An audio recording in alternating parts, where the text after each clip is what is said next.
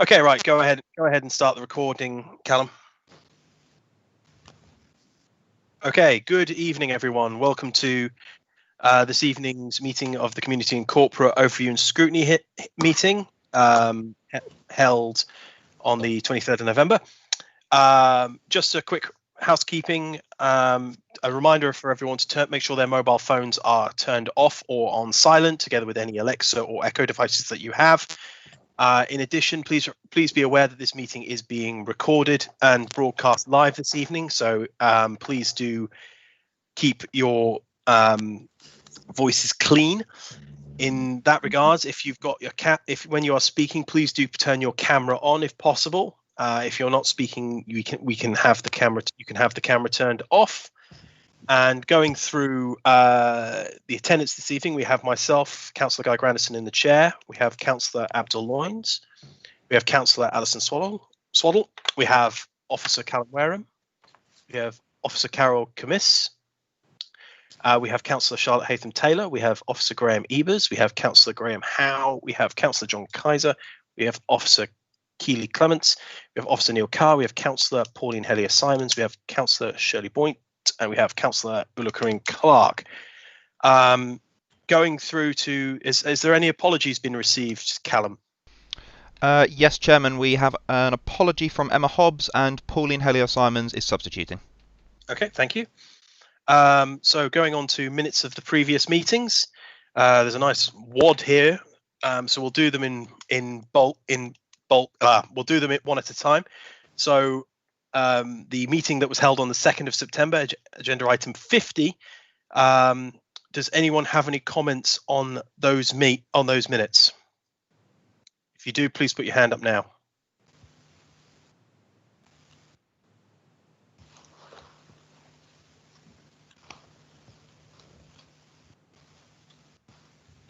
Okay, no comments on those minutes. Could I propose that those minutes are accepted? And if you are in favour, please raise your hand.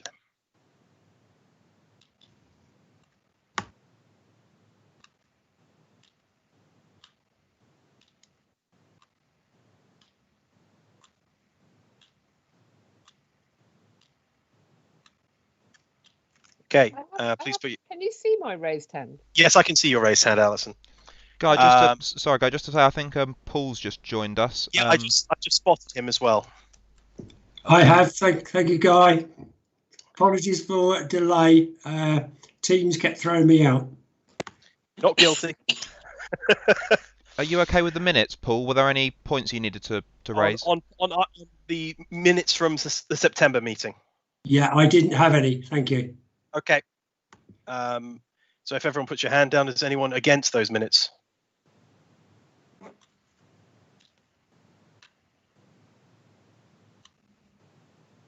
Nope.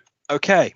Going on to number 5, the meeting of the 22nd of September, I believe it is. Yes, 22nd of September. Does anyone have any comments on those minutes?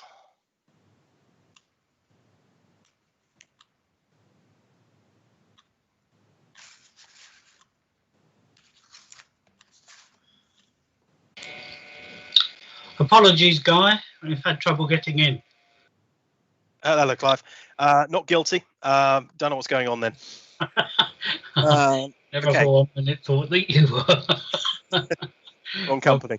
We're just on the minutes for the meeting of the 22nd, Clive. Okay. Is there any comments on them? No. Okay. If that's the case, then could I propose that these minutes are accepted? Those in favour, please raise your hands.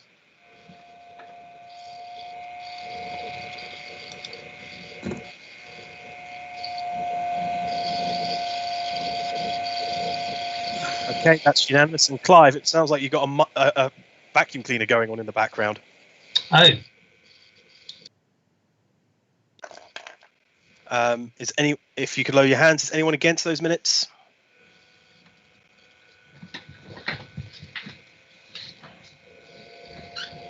Okay. So moving on to the next set of minutes, which is the 13th of October, starting on page 21. Does anyone have any comments on that set of minutes?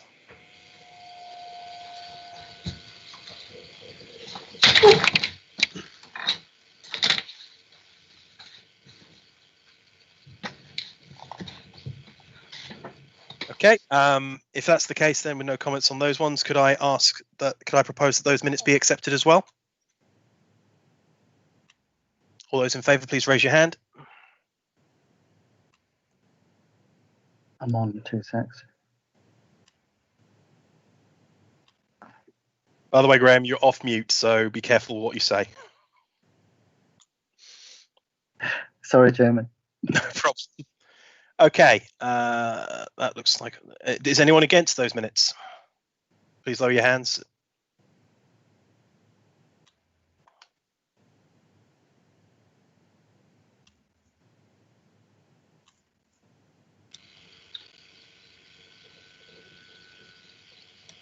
Okay, well, those minutes are carried.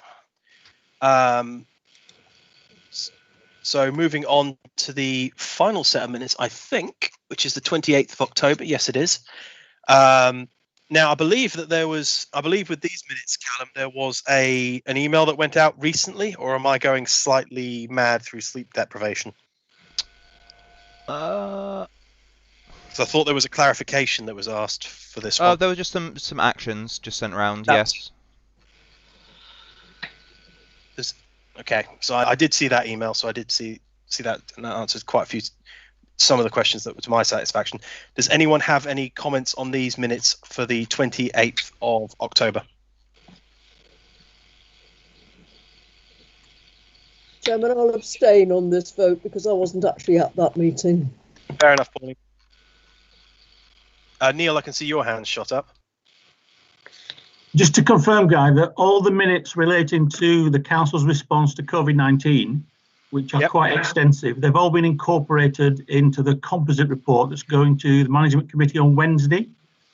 Yes. So there's a lot of work taking place, and it's just to record thanks for that.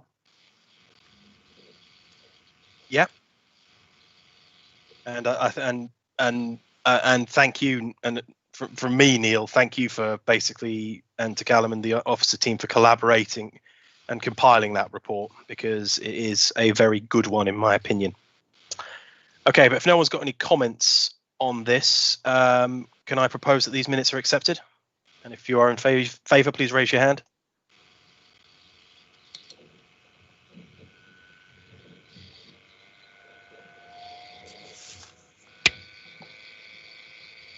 Okay, and I know that Pauline Hellier-Simon is abstaining, so that is unanimous, I think. Thank you. So if everyone lowers your hand. Okay, going back to the main agenda, which is declarations of interest. Does anyone have any interests to declare here? Graham? Chairman, I should probably declare an interest as a number of items around children's services, and I'm deputy lead for children's services. Okay, no problem. Alison, your hand's up.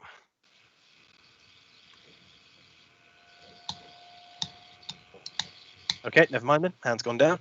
Okay, public question time. Have we had any public questions submitted, Callum? None received, Chair. Okay, any member question time? Again, none received, Chair. And can I just get a clarification from Graham quickly, Chairman? Yes. Just Graham, just to confirm that you won't be taking part in any of the or questioning any of the items related to the children's services, I'm assuming. Correct. Brilliant. Thank you. Okay. So moving on then. Thank you very much for that. We're going on to the medium-term financial plan, which is item number 54.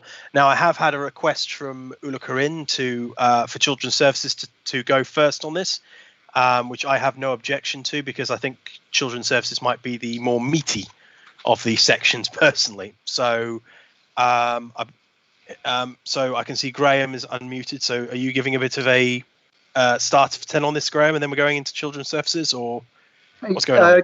Yes, I was going to do a little intro. I noticed Clive's got his hand up though.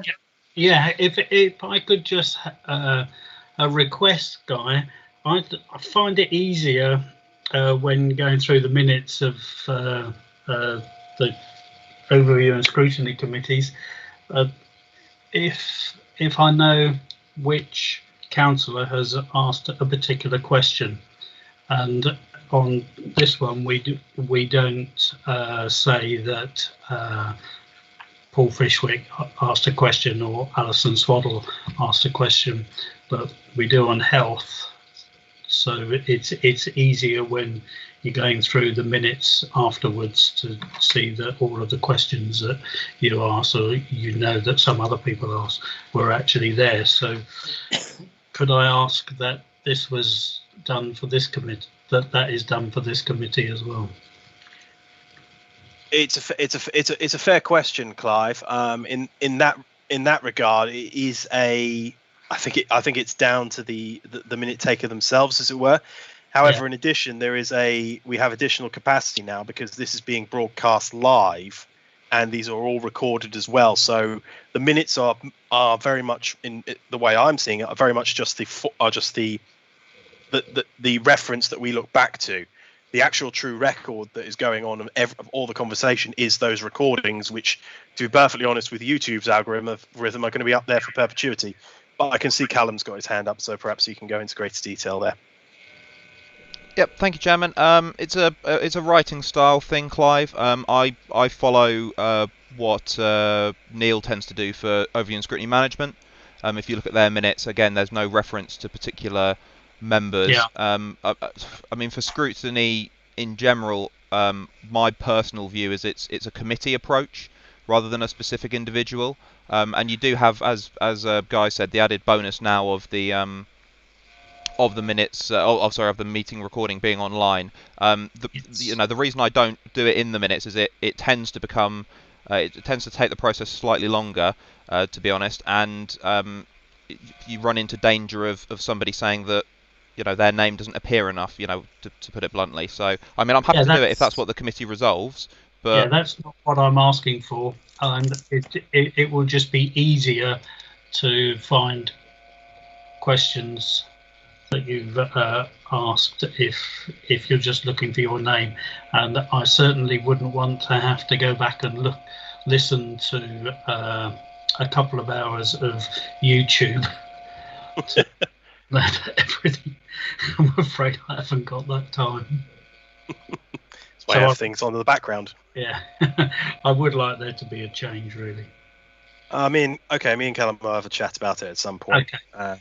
In that regard, because it is a change in style. I can also see Alison's hand shot up. All right. The other thing that I wanted to mention, Guy, I don't know if this was mentioned right at the beginning, but I think you should be congratulated on the birth of your second daughter, which I think is marvellous news. Thank you. It was mentioned before we all started off. But, yeah. Sorry, I missed it. No, it's all right. Thank you very much. I appreciate it. Alison, yes. I just wanted to say, I think the important part of the minutes is the answer, not that the question's there in full or who asked it. It's the answer, the information that we are obtaining through our scrutiny. That's the important part of the minutes. Yeah, you are absolutely right, Alison. But sometimes you do need to be reminded who's asked it, and if you're looking for a particular question, it is then easier to find it. Well, you've normally got a note of your own questions, haven't you, Clive? I have. You're absolutely right. Okay, me and Callum will take that offline in that regard. Okay, Graham, do you want to carry on then? Okay, yes. Thanks, Guy. And I suppose I would like to start by saying congratulations on behalf of the Officer Corps, Guy. Well done. And well done to your wife as well. More well done to her. More well done to her than me. But thank you. I really we know it's teamwork. We know it's teamwork, Guy. Right. Okay. Moving on to the budget stuff. Just to orientate ourselves to this meeting. At last overview and scrutiny, we looked at adult social care, and we looked at place and growth, and we went through all of those items, and which were presented by the lead members, supported by the directors, and questions were asked and answered. We focused on those over 50k. That was the previously agreed threshold. With the agenda, there's a set of templates supporting, providing additional information to all those items of growth and savings. That happened at the last meeting, and we've replicated it for this meeting as well. I have a slide deck that I will present to try to help us work our way through the meeting in a way that we're all on the same page as best we can be. And they will be a set of PowerPoint slides, and they will reference with each line referencing the bid template. We have Councillor Ulrich Clark, who will be leading on the children's, and Carol with the director supporting, and that will be the first tranche we will go through as requested. That was the order of the slides. They were the order of the slides anyway. We have we don't have Gregor, so Gregor sent his apologies. So John Kaiser will be fronting the CIC, Growth and Savings, supported by Keely Clements, the director. And then we also have Parry Bath, who should be joining. He is intending to join, and he will be picking up some of the resources assets, those leisure-focused ones. And John Kaiser will be doing the lion's share of the resources and assets, supported by myself as the director. So in all of that, I think John Kaiser has 3 hats. One that I'll be passing over to primarily in terms of leading this meeting and taking it forward and introducing the various directorates. He will be presenting the CIC on behalf of Gregor, and will be presenting those in resources and assets under his name. I will now move into presentation mode. So I will just flip up the slide decks in the same way that I did last time. That seemed to work.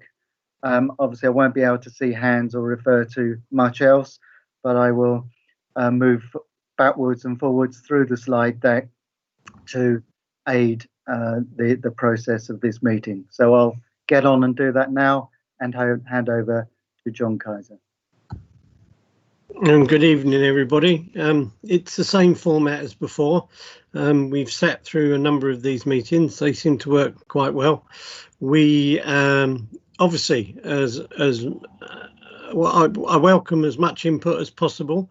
Any questions, don't hesitate, and I'm sure you won't, to ask. So I think rather than me to carry on, I think we'll move to the first one, which is the children's services, as I know that Carol has another commitment this evening, another council meeting. So Ulla Corinne, Carol, would you like to step into the breach? Thank you. Can I just confirm that my slide deck is showing? Yes, it is. It is, yeah. Yes. So I like to start by saying that our biggest challenges in children's services are placements out of borough and associated transport costs, plus legal costs. So when it comes to presenting the figures, they can only be predictions based on expected demand. For example, if we get a couple of children tomorrow that will have to be placed out of borough, or we have to go to court for whatever reason, these figures are not going to be accurate. We are all the time working on achieving efficiencies and savings, but you have to remember that we have a statutory duty and we have to meet our statutory obligations. It's not like if you are in highways, you can not repair a road that year. We have to help every child that needs us. We have to be there all the time. It's a legal obligation, and there is no way we can say a child B has preference instead of child A, etc. It's a statutory duty, and our figures are predictions only based on the demand we know today. So having said that, if we move on to the first item, which is the placements, you can see there that the growth bid reflects an estimated 2% increase in numbers for year 1, rising to 4% in years 2 and 3, plus the fact that we have 3 very complex cases, children who entered our care this year. How do you want me to do this, Graham? Shall I move on to the growth bid 2, or do you want questions in between, or how do you want to do it? I think the way that worked well last time is if you run through all those. Everything, okay.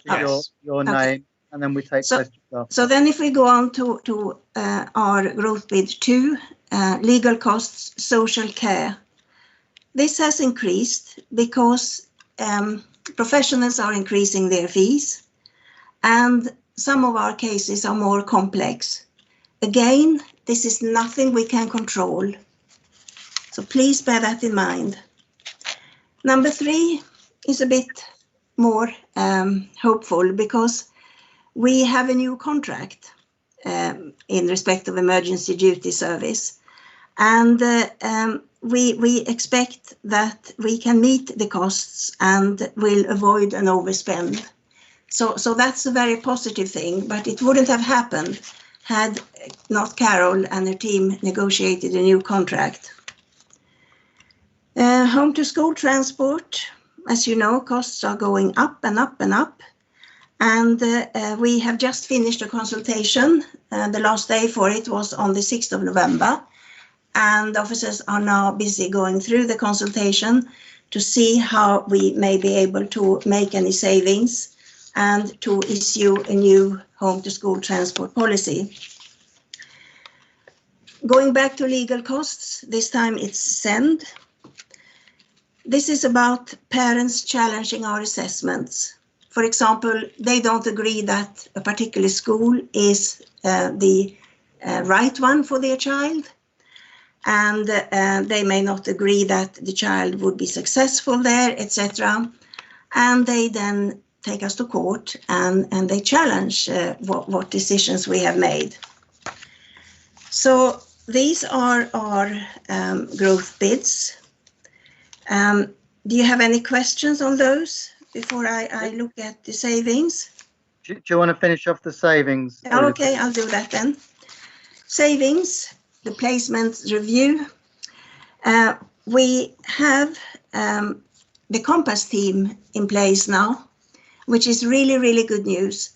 The Compass team's work is to help children to remain at home and or stay out of being taken into care. And there will be savings there for us because the children can stay at home, which means there will be no transport out of borough and there will be no placement costs. And this is a fantastic team and they are doing a fantastic job. So I hope you, if you don't know about them, you will take some time to find out because it is a very, very important team. We are also expecting to do some savings or to make some savings on the home to school transport. As I said, we have reviewed it. It's been out of consultation. I can't tell you the outcome yet, but we will get a policy which gives more clarity as to when transport costs have to be paid.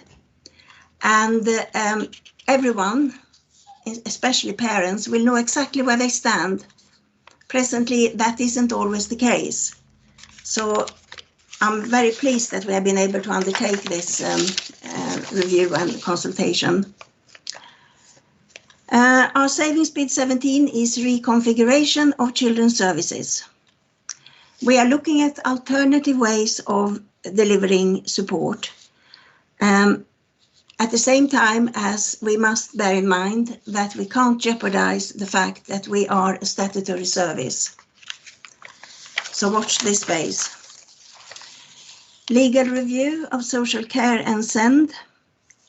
We have commissioned a review of the way legal services that support children's services are commissioned. And we expect that there will be some savings in there, which is reflected in the paperwork. So that is a quick tour of our growth and our savings. And Karen and I welcome any questions. Okay. If anyone's got any questions, please do raise your hand now.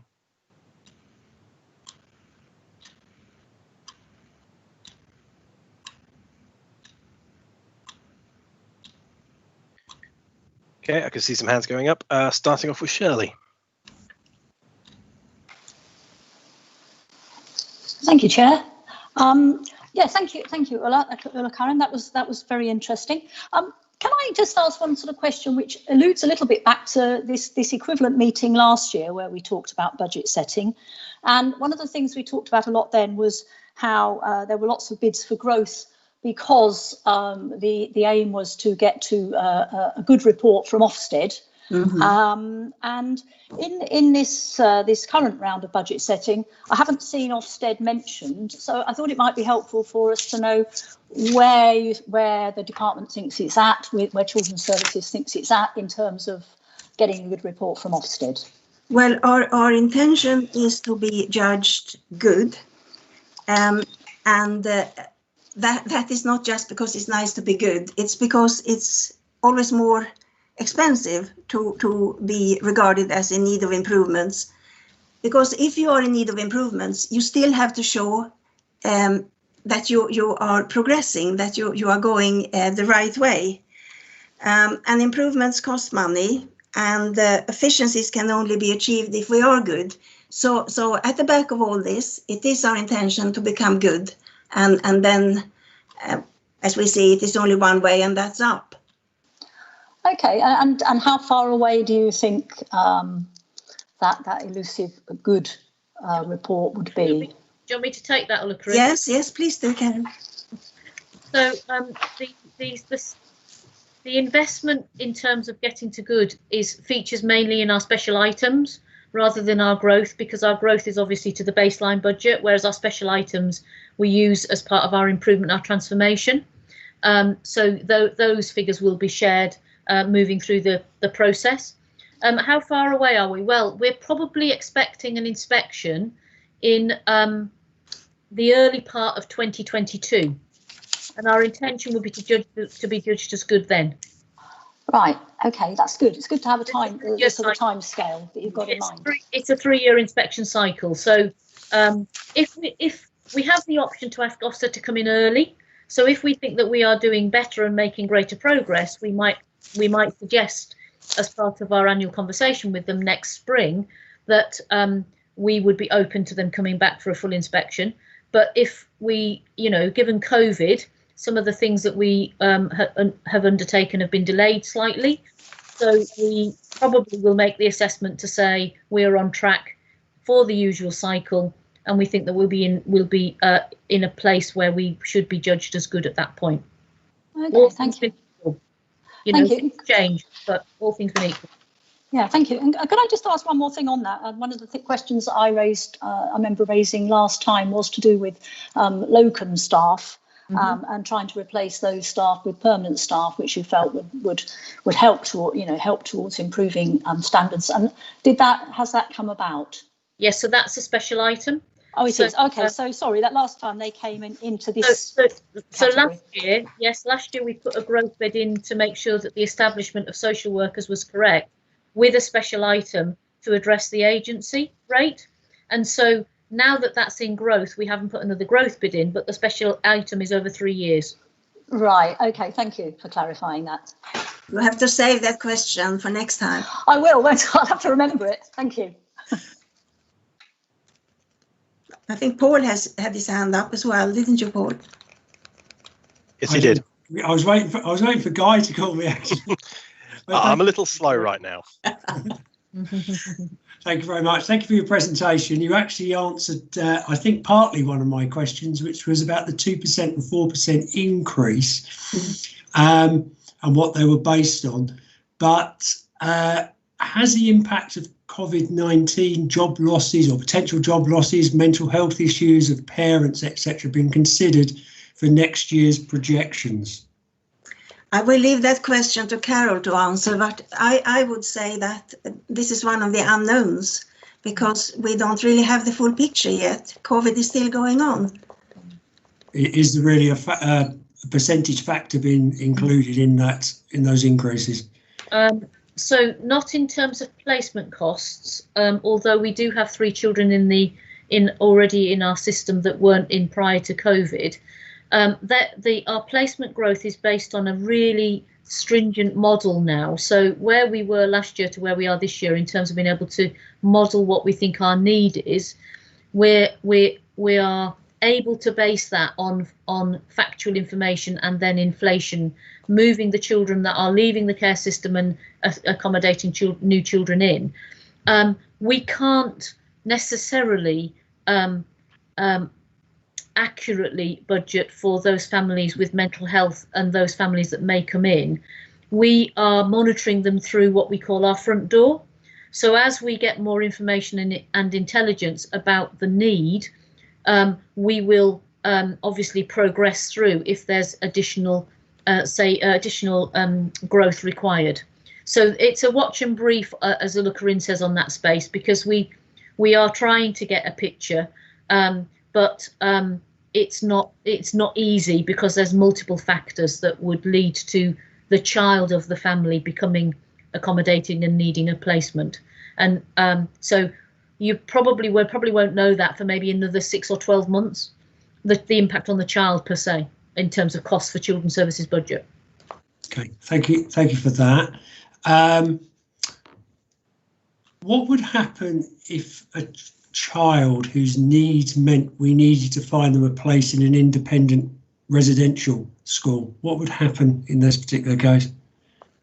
If it was a school provision, then that cost comes out of the high needs block as opposed to the revenue budget. If it's a social care placement, that's the pressure on the budget, as Corinne has quite rightly said. We can only do the best estimate that we can given the evidence we've got. But for example, if we got a family of 3 children that came in with extremely complex needs that perhaps moved into Wokingham from out of borough, so they weren't known to us, we would have to assess that need and deliver a service relevant to their need, and that will obviously have a financial impact. So some of our costs are completely unknown. We can only base it on a certain number of predictors. If things go outside of those predictors, then that's when children's services ends up with higher costs, because placement costs vary hugely from a child being in a foster carer placement, local foster care, to a specialist out of borough provision. There's a huge difference in cost. Okay, thank you for that. On CS2, yes, what caused the jump between 1819 and 1920? And was that anything to do with needing more specialists? So it was a combination of the legal services, a shared legal service which is hosted by Reading, and they were going through a number of changes. So they were using quite a lot of counsel, which is a bit more expensive. But we had 3 or 4 really, really complex cases, and they take their time to work through our system. So a court proceedings on average is 26 weeks, but it can take 39 weeks, 52 weeks, etc. So some of the children that we saw the increased costs in 1920 and 2021, in fact this year we've seen some of the tail end of that, are historical cases. But based on, we have a legal tracker, so based on tracking the children that are coming in through child protection, going into proceedings and becoming looked after, we don't see the outliers in this current projection that we did previously. However, along with children coming in from a different borough, they might be an outlier. They may also impact on our legal costs. So these are demand-led services, and as far as we possibly can in terms of looking at modelling, we've done it. There will always be potential for outliers. These are, if things don't change significantly and are as we've planned in terms of our financial modelling and our mapping. Okay. Carol mentioned counsel, and I think I should add, since I am a solicitor, that there aren't that many solicitors or barristers specialising in this kind of legal matters, which makes it even more difficult for us as a council, because we don't have a lot of choice, and we always want to have the best, obviously. And it's also, if they say that specialist assessments are required. So if the court is directing us to have a specialist assessment, we've got no choice but to undertake that assessment and pay for it. Yeah. Thank you for that, early Corinne. You just led into my next question, actually, which was actually about the legal services, because I understand we have a joint arrangement just with Reading. Yes, we do. And would it be more beneficial to have a larger agreement with the surrounding boroughs, Windsor and Maidenhead, Bracknell Forest, West Berkshire, and have a more of a pool of people or specialist people that we can tap into? That is the arrangement, Paul. It's hosted by Reading, but it is also. Oh, right. Okay. So really your question should be, could it be done in a different way? And that is what we are looking at. Well, that was going to be my next part. So could that be done in a different way? And you're looking at that. Okay. Yeah. So CS3, could you confirm that the growth bit of 65 will be sufficient, as there's no further increase in that area in the next 2 years? That's the contract we have signed. That's the new contract we have negotiated. And we believe that this is going to be sufficient. Yeah. But Carol can answer that better than I can, because she was instrumental in making this happening. Okay, so before Karen answers that, my next part of that, you mentioned that there's a review. What happened to provoke that review? We as every other department, we are looking at savings, and it would be very negligent, I think, not to look at savings even in this area. So the contract was not. It was a contract that was based on usage, but it wasn't fairly distributed in terms of usage. We have the lowest usage in working children. It's an out of hours service across children's and adults, but across all of them we have the lowest usage. So, but what was happening was the contract value was therefore based on one amount of money, and the spend was much greater because the way in which that. So, for example, if they couldn't get staff and they were having to bring agency staff in, that would be a shared cost outside of the fixed fees. So the non-fixed fees were the bits were escalating. So we've reviewed the contract and got a much better contract whereby the fixed costs are the majority of the contract. The gap of 65k was to cover the difference between the old contract cost and how much it was costing us versus the cost of the new contract, if that makes sense. Yeah, that does. Thank you. I'll do one more. CS5, will the creation of the planned SEND school in Winnersh transfer into reducing some of the cost of students attending this school rather than other schools further afield? It would. If we don't, every child we don't need to send out of borough, it is a cost saving, obviously. But it's also not just about money, is it? I have to say that, because I believe that every child should have the opportunity to be educated where they live. Yeah, I agree with that. And the review I know is still ongoing, but the growth estimates, are they a worst case scenario in that particular bid? They're based on what we think the actual need is, given all of the mitigating pieces of work that are undergoing at the moment. So all things being equal, if things come online, there's always, there are always children who come in. So the children that cost us money in placements are the same children that cost us money in homeschool transport, the same, so depending on, it really depends on demand and how many children come through the door and their needs. They impact on all of these different bits of the jigsaw. So it really depends on what the future demand is. Based on everything, all the information we have available to us, it's not worst case scenario. We do things on kind of most realistic. So, not best case scenario, not worst case scenario, but what we think is most likely to be accurate, given our modelling. Can I just say something there, Carol? Paul, this is a statutory service. Yeah. It's about control. But if we end up spending £1 million more because we have to, we have no choice. Mm. But it's very much about trusting the people who run the department to have the right processes in. So any additional costs we get are minimised. Yeah.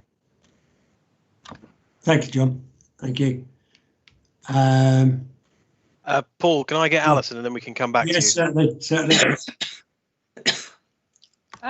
Some of your questions led into some of mine, Paul. Thank you. Carol, Yes. I understand we have a statutory service, and of course it's our duty to offer any of the resident children who have special needs to meet those needs to the best of our ability. Is there ever a danger that our neighbouring councils who've retained council houses within our borough could deliberately move their high needs children families into Wokingham so that we then need to be, funding their special needs? I'd like to think they're that clever.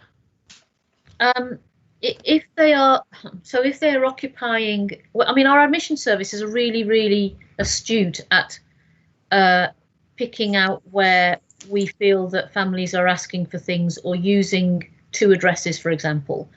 So we do. No, Carol, I think what I mean is that Reading Borough Council could choose to rehome one of their families in a council house that they have in Woodley, because Reading Borough Council still has a considerable number that are inside our borough. So although we then have to pick up, all of their residents' needs. Well, if they're a Reading child, then Reading still is responsible for children's services. But if they are, even if they live in Wokingham, well, it depends on whether or not they then register with a Wokingham school, or if they're going to continue to go to school in Reading, then Reading would meet their needs. If I suppose it's really difficult to say, yes, if I have a responsibility as DCS to deliver good educational services to all children who live in the borough. And so yes. It's a really difficult one. I don't think that they will. We work quite closely with Reading, so I don't think that necessarily there'll be a lot of underhandness in relation to that. They may well need to rehouse vulnerable families, and we would have to kind of work and negotiate with them in relation to how we take that forward. Right, I think perhaps John Kaiser's comment was on the nose there. Thank you, Carol. I did have a second question about the emergency duty service. Yeah. That I see we share that, and it's led by Bracknell. Which other councils are involved in that? All the 6 Berkshires. And do you feel that works very well? It's better than being in a standalone service? It's really expensive to do it on your own. We wouldn't be. It wouldn't be cost effective for us to try to do it on our own. We did consider that when we did the review. Well, considered all options, but it's a 24-hour service that covers out of hours. They qualified social work staff. They do assessments. They go out to families in the middle of the night. So it's a really expensive thing to do on your own, particularly if you're small as we are. Okay, thank you. Thank you, Guy. Thank you, Alison. Clive. Thank you, Guy. My first question is on CS5, and Carol, has the reduction 2022-23 and 23-24 been modelled because children are finishing their time at school then, and therefore dropping out of the need to have home to school transport?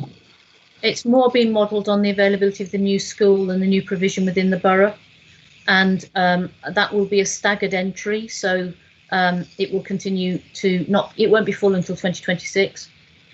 So it's more places available locally, but again, those places have got to meet the children's needs. We will always have some children with complex needs for which we cannot meet the need. in borough. And as John says, you know, we have a young man just recently who's perfectly healthy. He had an asthma attack and he's got a brain injury now, and he will not recover. So he didn't need services, and now he does. So, you know, we cannot predict when demand will hit us. We just have to be responsive to that, and as cost effective as we can be. But we are a statutory service, and we do have to deliver statutory services to those children. Okay, thank you. And CS16, it's savings, home to school transport. And the savings are quite big as you go through the next few years. Are they actually realistic? And I guess you're going to say this is all because of the new SEND school.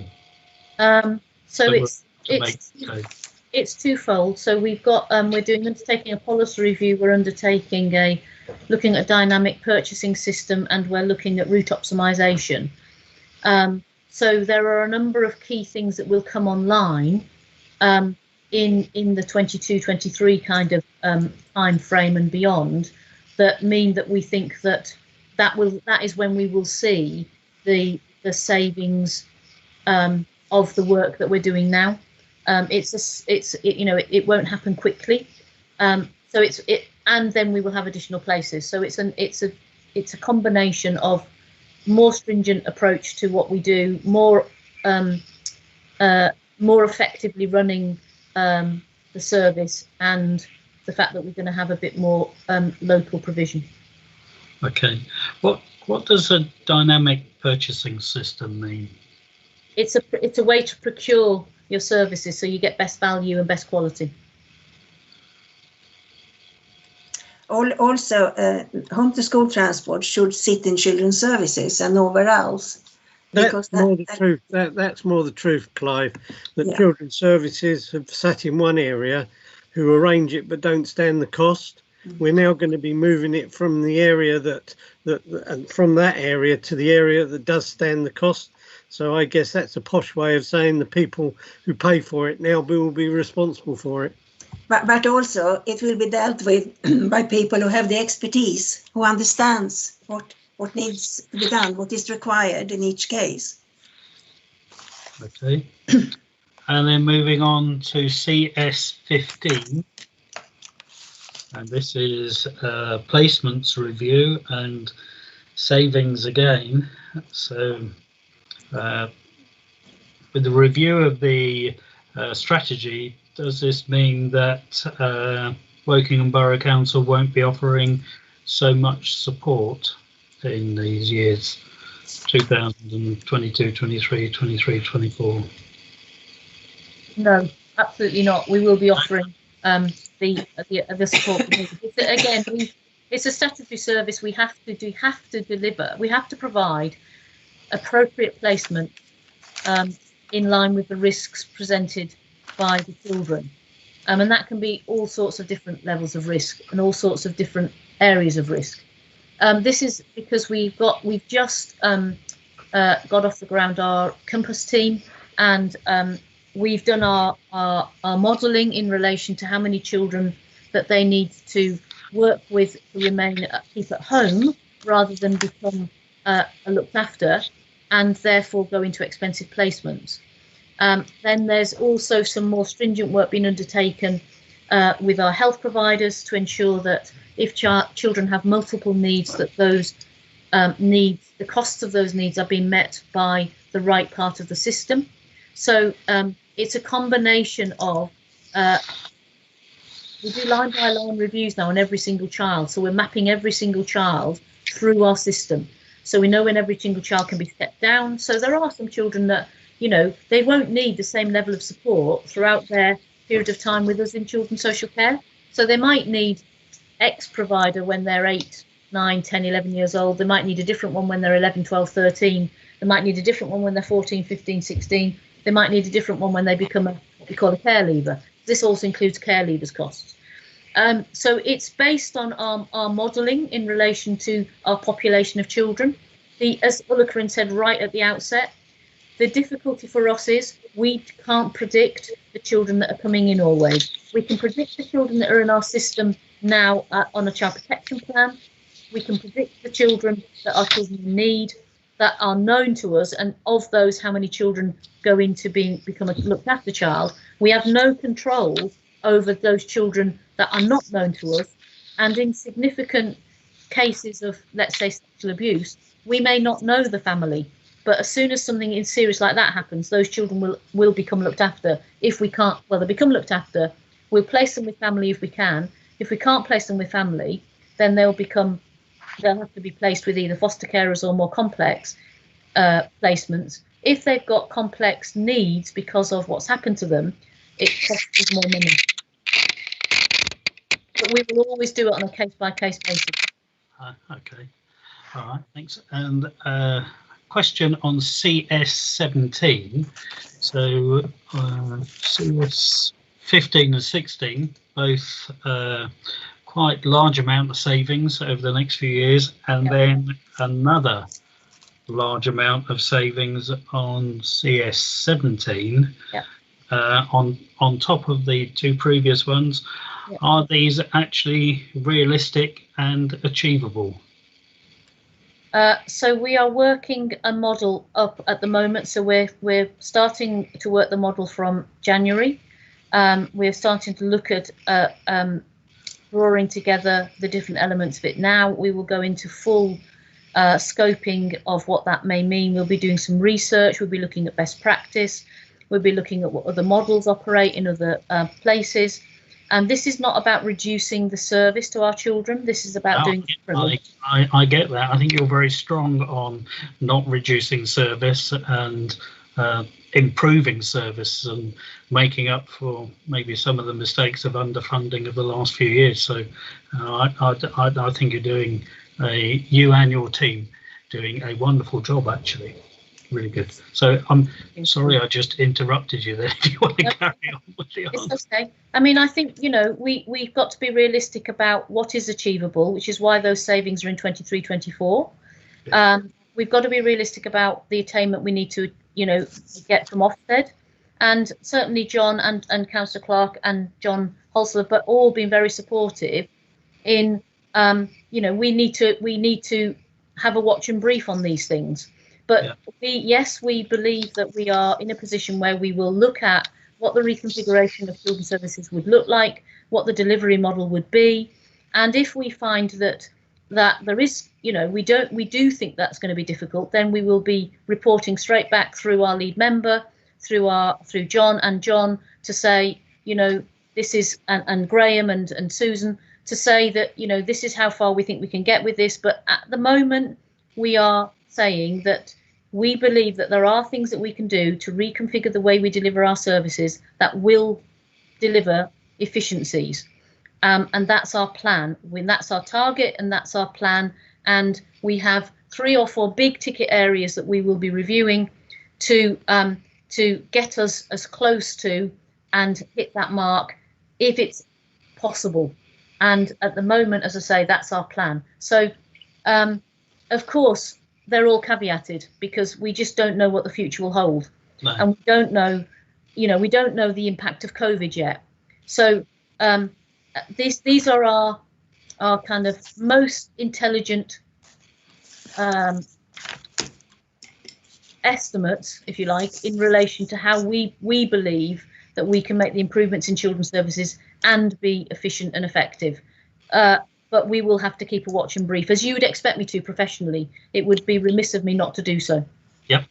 I just wanted to make sure that you were really fully behind all of this, and because the savings for the year 23-24 alone are 2.35 million.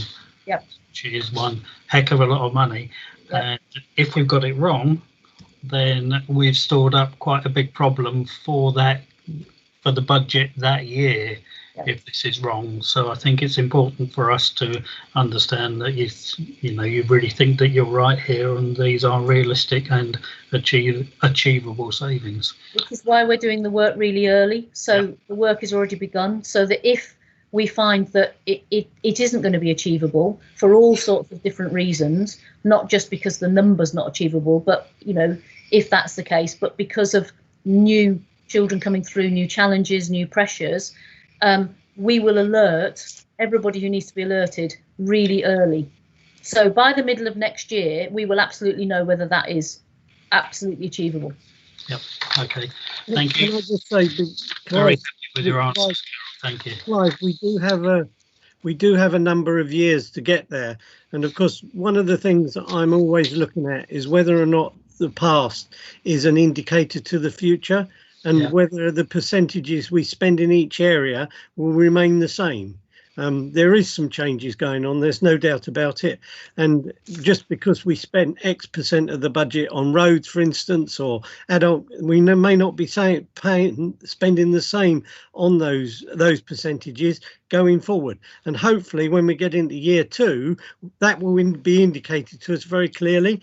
And at that point, whoever is running the budget will be able to be in a position to reflect that. Okay, thank you, John. Thank you very much, Carol. You're welcome.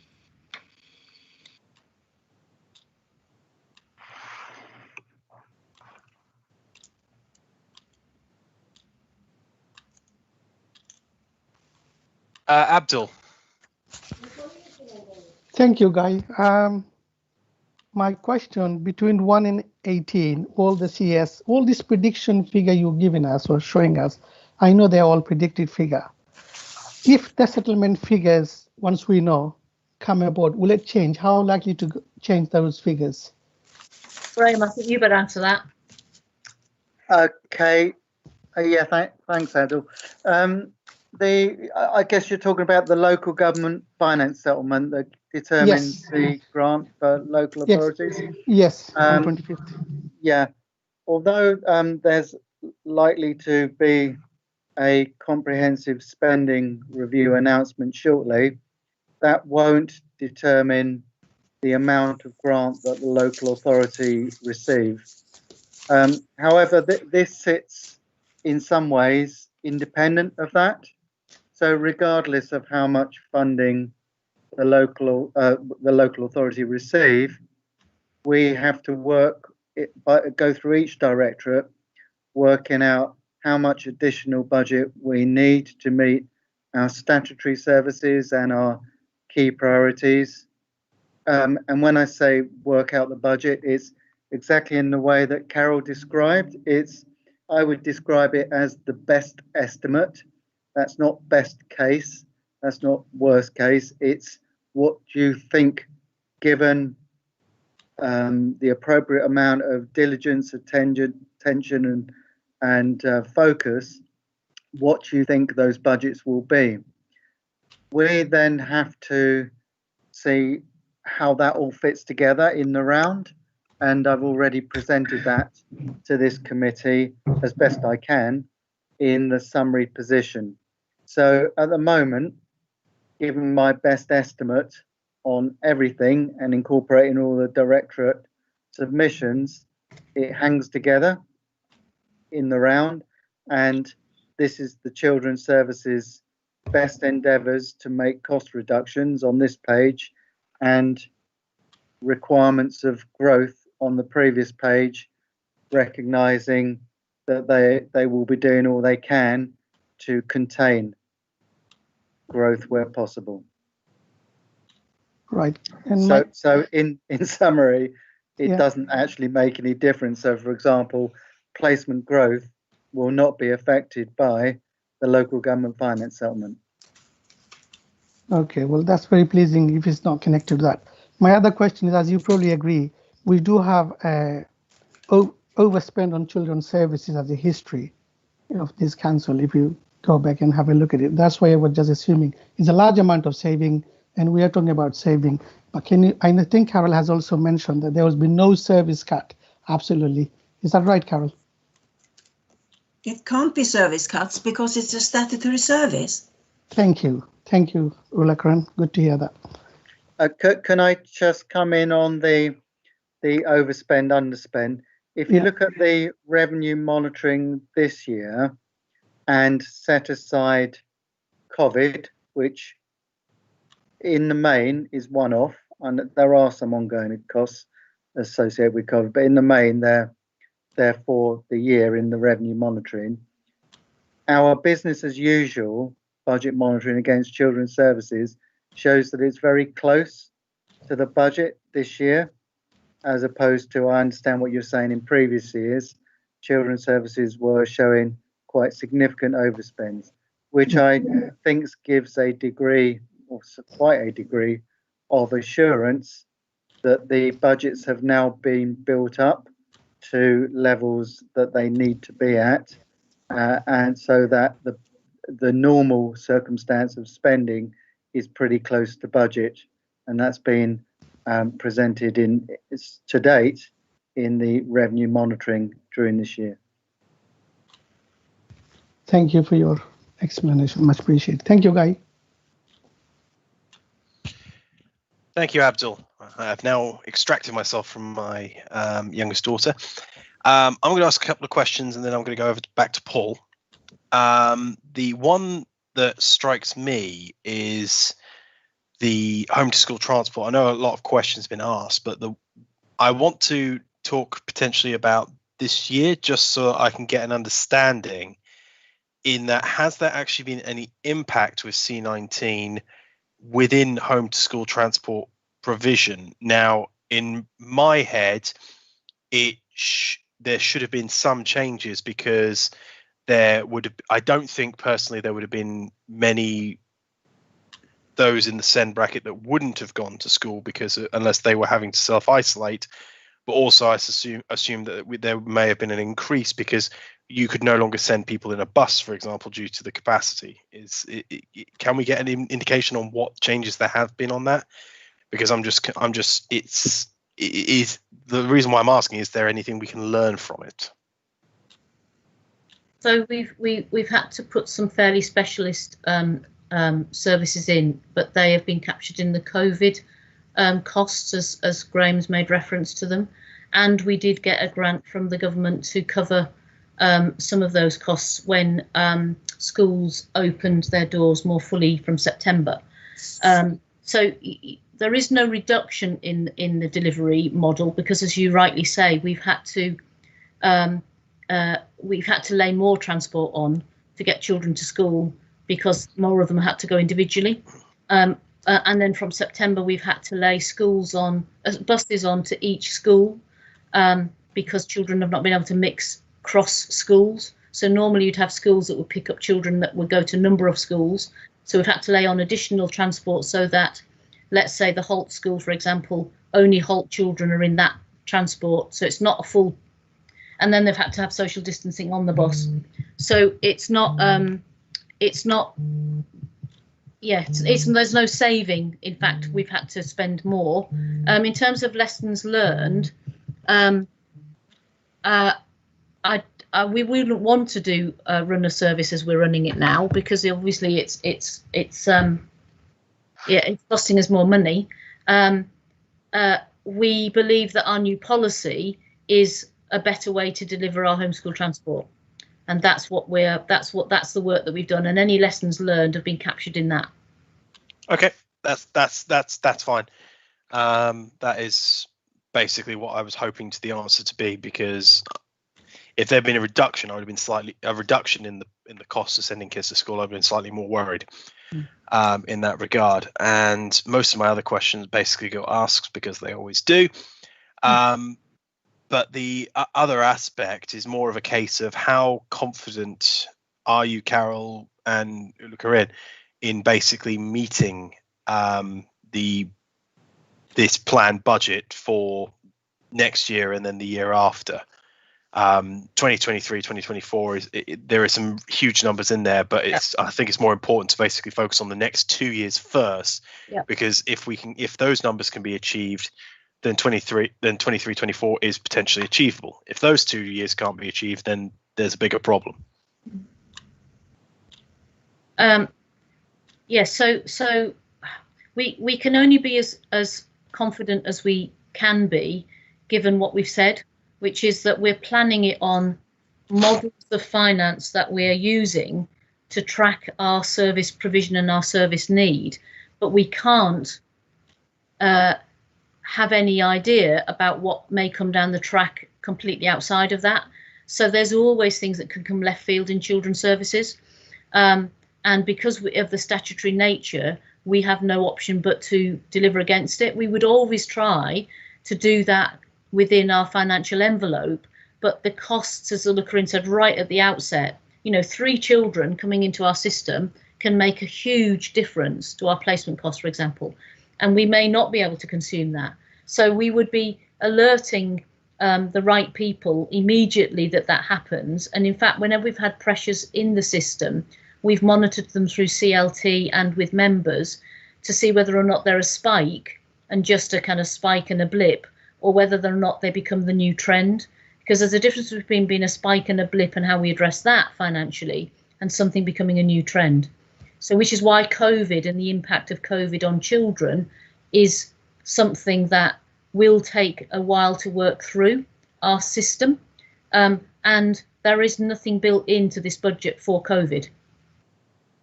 So, if all things being equal as we are now, then yes, we are working to achieve those savings, and we have plans in place to achieve those savings.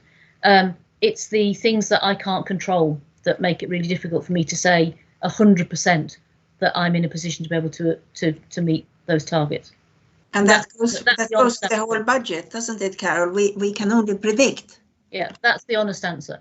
Well, all we can do, really, I think the important thing is here, we don't really control what comes in the front door. All we can do is manage what comes in the front door. And if we find we don't have enough money, Guy, and we have to do these things, we will have to pull the plug on something else that we don't have to do. And there are still a large number of things around the council that we do because they're nice to do that we haven't pulled the plug on. And but if we had to, we would have to. It's not even a choice thing. That's right. Okay, that answers my questions. Thank you. So I'm going to go back to Paul, and then I'll go back to Shirley and Abdul. Thank you, Guy. I've just got a couple more questions. Another one was answered earlier anyway.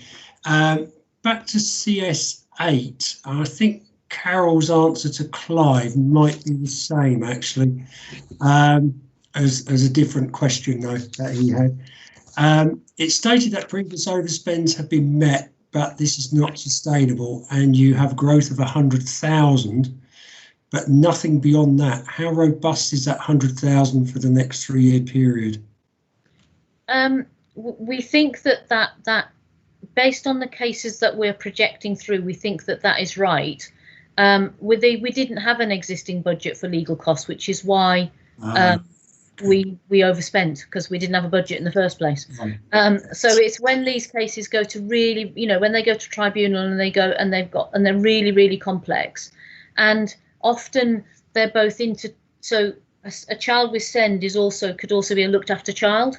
So we've got some costs that sit with the SEND kind of legal team and some costs that sit with the children's social care legal team. They're different legal teams. So we think, based on the evidence we've got, the knowledge of the children we've got, as I say, we now track all of our children from when they first come into the system, both in our SEND team and in our children's social care team, right through their history with us. So they might come in at, as a baby and not leave us till they're 25. We are tracking all of those children at each of their transition points.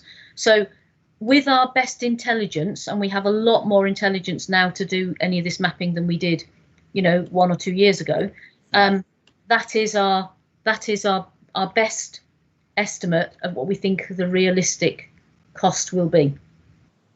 Thank you. So you've got a much more fact-based system to get those costs in place. And previously, with that particular one, it was all taken out like a contingency budget, so to speak, to pay for it. And now you've got something in place. That's really good. That sounds really good. And we've done a huge amount of work to try to get some modelling in. So yes, we do feel in a better place, but we're still at the behest of demand. We always will be. It's just the nature of our service. From your responses on all of my questions, Carol, it sounds like you've got a much better system in place, and I congratulate you on that. It sounds really, really good and much more robust. I think that's much better. Thank you. My final question is on CS16, the home to school transport. Is the timetable on track, and has there any savings been identified to date, and how quickly can we start to bring those in? The consultation finished on the 6th. Sorry. The consultation finished on the 6th. Yeah. So the officers are going through the answers. So it's not really possible to give any answer yet. So at the moment, you're on track with that part. Mm. Yeah. Yeah. We're on track with the planning to deliver them, but the actual kind of reality of what that will mean is still to be worked through. Yeah. But that's based on us introducing, as I said to Clive, the DPS system and the route optimizing system, and we've looked at evidence from other councils that have done that. So there's a lot of research gone into that work. Okay, thank you very much. Thank you for your answers. Thank you. Thank you, Paul. Shirley. Thank you, Guy. Hang on, I'll get my picture up. Thank you. Just a question which is slightly off the wall, really, but it occurred to me, so I'll ask it. Has COVID provided any opportunities in terms of staffing? I know that staffing had been an issue in the past, and I just wondered whether remote working has shown that maybe we could, with regard to staff recruitment, recruit from a much larger area, because people don't necessarily have to move to the area to do some of the jobs. And I just wondered if any opportunities may have been identified because of the change in working practices.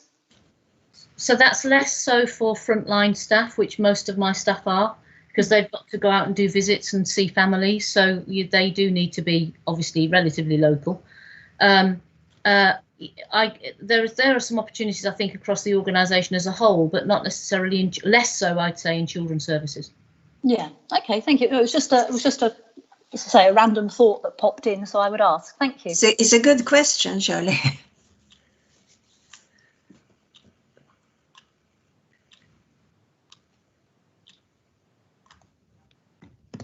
Thank you, Shirley. As my mute button gets stuck. Abdul and Paul, by the way, your hand's still up unless you got another question. Thank you, Guy. CS18, this review model is underway. Who's commissioning this, and when you are likely to finish? And once it's finished, what impact is going to make to this saving? Thank you. So we've commissioned. So all six boroughs have commissioned it. It's okay. There's a new assistant director for democratic services that's come into Reading, and he reviewed it as well.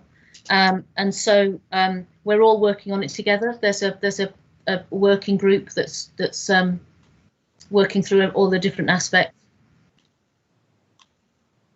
So we think that they are reasonable savings to put in against that review.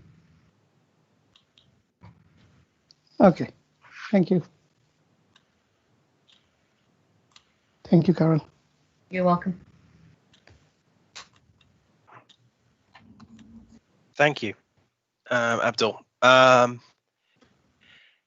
I think there's some real challenges with children's services. This is a statutory service, so our hands are somewhat limited in terms of what influence we can exert. I think personally, Carol and Ulrika are doing a fantastic job here.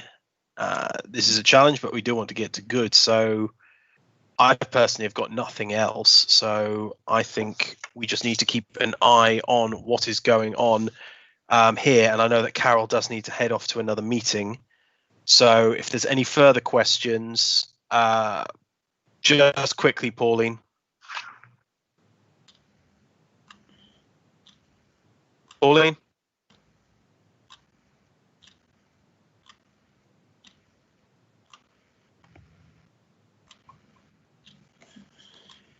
Carol, I know you've got, okay, Pauline's hand has now gone down again. Carol, I know you need to go to another meeting. I appreciate your time, and I also appreciate you, Corinne. If there's any further questions on children's services, I would like them submitted in writing, so that we can take a look at them in further detail. But I'm certain there'll be more questions when special items come up as well. Yeah, that's absolutely fine. Thank you all for your time. No worries. Thank you both. Thanks. Bye. Bye-bye. Thank you. Bye. Thank you. Bye-bye. So community insight, change and growth now. Who's taking is it you taking this one, John? Yeah, I'll just kick it off, actually, if Graham just puts the stuff up, and then Keely can... I'm showing the slides, aren't I? No. Oh, hang You on. are. You are. Oh. Sorry. Yeah, I was in the other screen. Okay. Okay. I'll just give you a bit of background on these. Some of the infrastructure stuff where we've got mandatory. I mean, say they are not necessarily for these departments. It's the mandatory upgrades for systems that we've got across the council. So although it appears here, and I guess it's got to appear somewhere, it isn't necessarily a cost for this department. Okay, that's what I would just say. But as you can see, they're mandatory. If we could just go to the next slide, Graham. Okay, right. I'm fessing up here. We put this together as and it ended up as a lockdown 1, and we got to the point where we realised, and I realised in conjunction with Keely and Graham, that these numbers are incorrect. So I would ask you to disregard the numbers for 22-23 and 23-24. I don't know how they got there, but they won't be appearing in lockdown 2. Which will be the next presentation, which will be once we've agreed where we're going with this. So, Keely, if you'd like to just talk about your areas.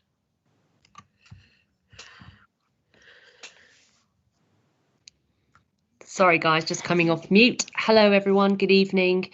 Thanks, John, for teeing up the directorate. So, yes, absolutely. If I just take each one in turn and then happy to take questions, I'll just canter through because I'm going to assume you've all read the attached report that comes with it. So the first two are for corporate benefit, so WBC rather than CIC solely, and these are infrastructure related. So the first one is our security and firewall, which is really important, as I'm sure you can appreciate. And the second one there, the 55k, is an inflationary increase around the software license. So that's a set fee, again, that contracts that we're already in bed with on the IT front that we can't change. So that is a set amount. Focusing then on CIC 8. This one is an unachievable income target in that land registry charges have it's going to personal search agents, and this trend has also been seen by the local authorities in Berkshire. So we do offer a competitive price, but actually the marketplace is changing. And what's really interesting, and I guess this is an outlier from the Sarah Hollenby directorate being broken into 2 between myself and Chris Trail, this particular budget figure has been unattainable for the last 7 years because it wasn't considered in the round of what the marketplace was. And I think perhaps this budget figure or the overspend against it was, for want of a better word, blended in with the wider structure that used to be in place under Sarah Hollenby. And now that that's being separated out, that's really brought that to the surface. So we need to remove that. Otherwise, that's going to be a permanent overspend in the area. Domestic abuse. Now, this is a service that has transitioned post the change to Sarah Hollenby's team. This transitioned out of children's services into my area on the 1st of July. And the children's services area, as part of all their reviews that you've just heard about, were well entrenched in reviewing the domestic abuse piece for the council and had already highlighted that there was a budget gap. And what's being shown here as part of it transitioning to me is now that budget gap itself around what we need to do to make sure that we can respond to the increased referrals we're seeing in the domestic abuse arena. And then finally, the new assistant director role. albeit it says new, please note that this actually is a role moving out of Graham Eber's area in resource and assets over to me. So it's being shown for completeness as a debit and a credit. So it'll be shown as a saving in Graham's area, and it's being shown as a credit in mine. But actually, in terms of the money that comes out of our till, there is no difference. So that's a nil sum gain. It's just a lift and shift. Thank you, Graham. And then with regards to our library proposition, again, I think Carol put it very beautifully. The whole council is constantly looking at where we can be more efficient and making sure that we're getting really good value for money wherever we're spending money. And libraries is one such spend area, about 1.5 million of spend a year. And I really want to make sure, and I've challenged the team to these numbers, this 107, to make sure that we're being really efficient with the way we buy books, the way we disperse books or sell them again afterwards if needs be, and how we are managing our staff in terms of some of that natural churn you get with retirement, etc. So that's where that 107 comes from. So I hope that gives you a little bit of flavour to the document you will have that's attached to these asks and the savings, but I'm happy to take any questions that you guys may have.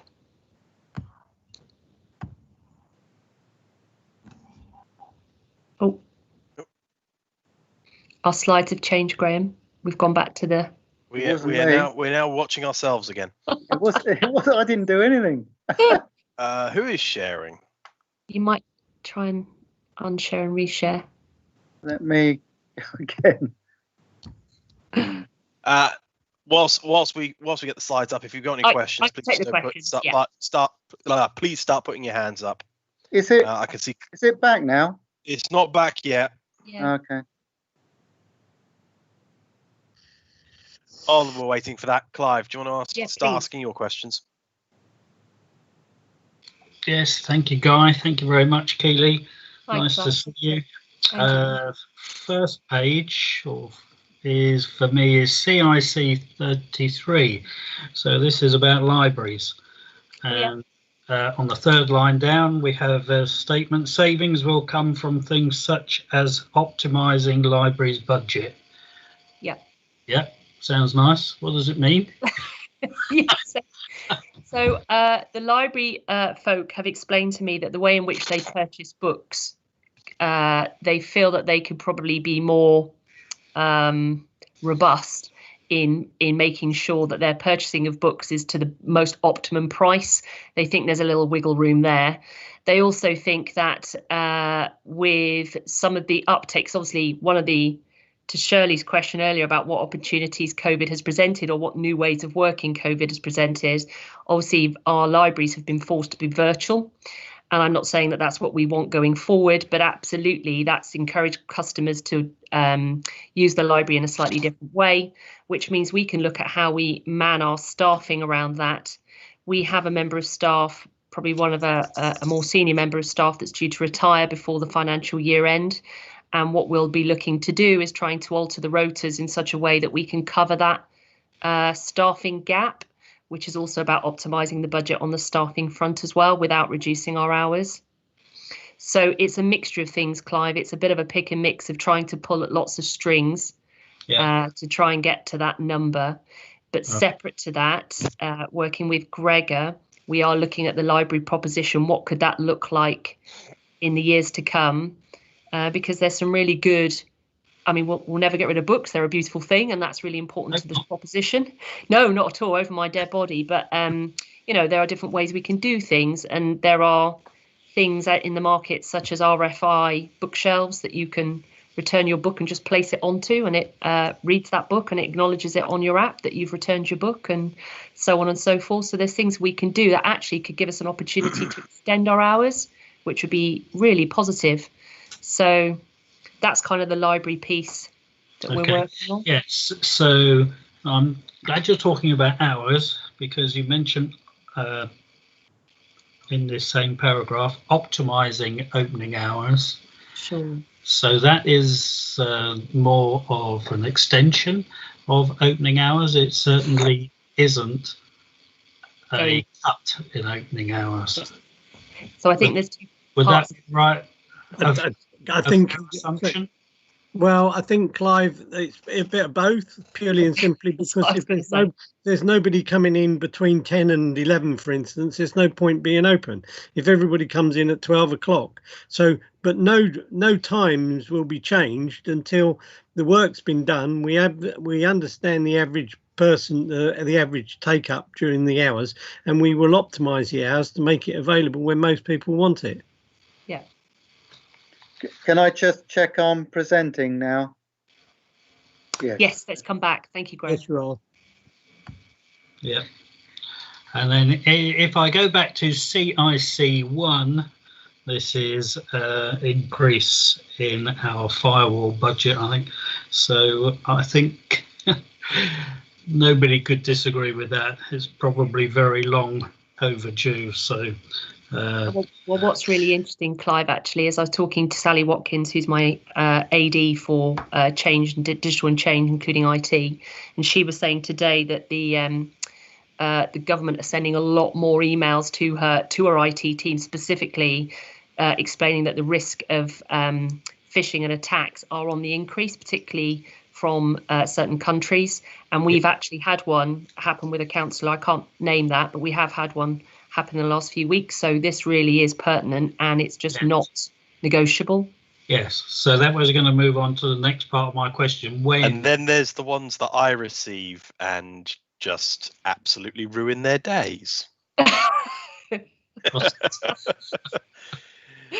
Yeah, it's 80% of mail that you receive on the internet is spam. So yeah, I'm not surprised, and the criminals get smarter. So well, we're all becoming more remote, right? So the marketplace is moving. So they're going to start attacking more and harder, and we need to be resilient. I won't give my professional opinion here. Can you put some time frames around that, Keely? How quickly it's going to happen?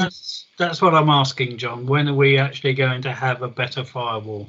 So I would say if the budget is in for that particular year, then we're working on it right away. I know that we've already been doing stuff all throughout with our previous loss of budget ongoing, because obviously we had, well, you guys would have probably seen, I think it was Hackney Council, didn't they? They had a successful cyber attack a couple of months ago, and we did some things in the background to tweak and tighten continually, just ensure our resilience. And we've also had a recent I want to say PCM, but that's not the right phrase, forgive me, but we have had a recent review to say that our firewall is robust, it is more than fit for purpose, but this is extra money to continue that work and just to make sure that we are staying where we need to be to sustain any sort of, God forbid, issue.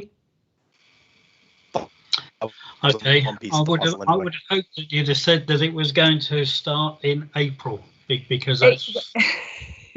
If the money's in for that date, then I'd like to think. Well, it is. It is, isn't it? So that's why I was hoping you would say we will be doing this from April onwards, because I think the capability of these cyber criminals, not just in this country but in every other country around the world, is improving all of the time, and we just do not want to be one of their victims. You're so right. And if I just ask one more question on CIC 9, this is inflationary increase in the software license, which you said that was already in the contract. I'm assuming, all right, contracts. I'm assuming that there aren't any other increases in the contracts, because nothing else is there for year 2 and 3. We're very strict on our contracts, and a lot of it is set by local authority and national standards, so including our purchasing. So a lot of this is fairly framework, really. But yes, that's the only bit that's increasing. Yep. Okay. Thank you for asking. I could go on, but I see you've got another 4 people waiting. So I'll drop out for a second, Guy, if that's okay. Appreciate that, Clive. Thank you very much. Shirley. Thank you, Chair. On the subject of domestic abuse, looking at the increase in expenditure, and it's very sad to see that is such a growth area. Yes. Interesting. You've got here creation of a domestic abuse role within WBC. In my head, I kind of see that role being sort of sitting above adult social care and children's social care, and I wonder why it's coming up in this package of bids. Sure. So let me try and answer that. And actually, it's really interesting. I had a meeting today with our CSP manager, Narinda Bry, is doing an amazing job across the whole piece, and particularly with domestic abuse. Actually, if you don't mind, I'm going to flip your what you had in your head the other way around, because the way she sees it, and she articulated this so beautifully today, is that you have safeguarding thresholds for adult and children, and everything below that down to 0 is where we fit in. And absolutely, you're right, it's partially a statutory service, but the reason for the move into CIC, I think it was a couple of things really.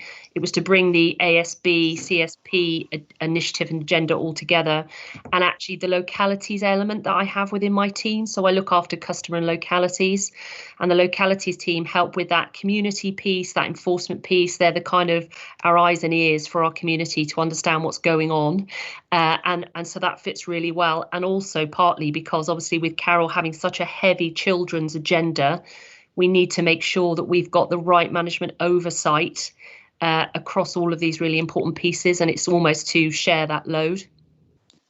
Okay. Yeah, that makes sense. As I say, it is a new way of looking at it, I guess. You know, in the past, I mean, I was quite surprised that it had previously all fallen into children's services, and I would have thought there would have been some overlap with adult social care at that point. But it definitely does need to be looked at as a whole. So that's interesting.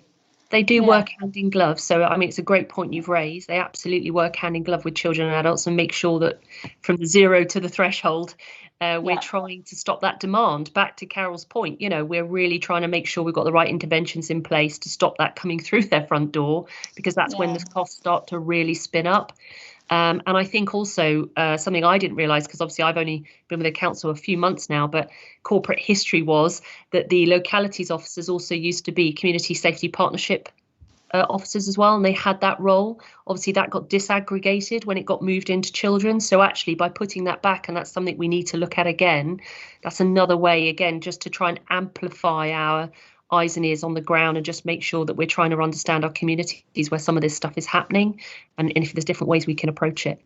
I think the important thing, Shirley, is that it's a dedicated resource now. It's not just tacked onto something else. I think that's a good thing. And are you still going to still work closely with Berkshire Women's Aid?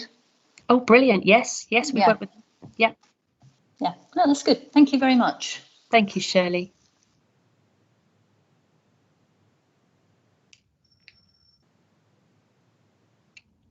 Thank you, Shirley. Graham. No, not Graham. Thank you, Chair.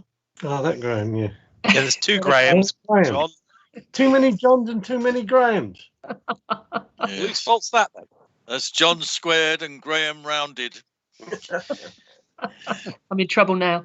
Thank you, Keely. I'm also would like some clarification, please, on the domestic abuse, because in the supporting evidence, we've got the trend analysis, which says for the years 1920, the growth on previous year was 60%, but for 2021, 25%, and also for the ensuing year.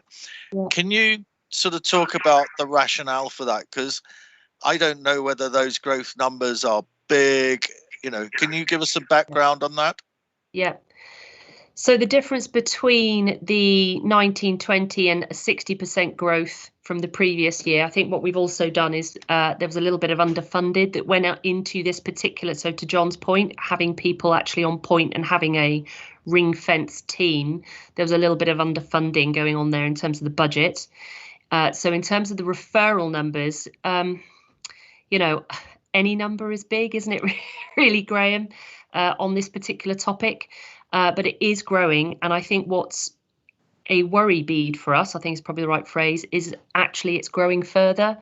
And when we had Felicity Parker at the last exec meeting, last week, she mentioned again that actually COVID, one of the sad outcomes from COVID is it's exacerbating it further. So we are seeing more and more, a bit like to Carol's point, more and more demand on us because of the number of referrals that are increasing due to what's going on in the community right now. So the numbers are relative to our, we're not an outlier to compare to our borough, if that makes sense from a Berkshire perspective, but any number in this space is big. You know, we wouldn't want it in the hundreds, would we really, in terms of domestic abuse? No, we don't. So I'm sort of wondering, really, those numbers there, we can't really put a degree of accuracy on them. There's really a delta that we should be thinking about. Would that be right? I think that's probably fair. Yeah. Okay. No, that was the clarification I wanted. Thank you. Thank you, Graham.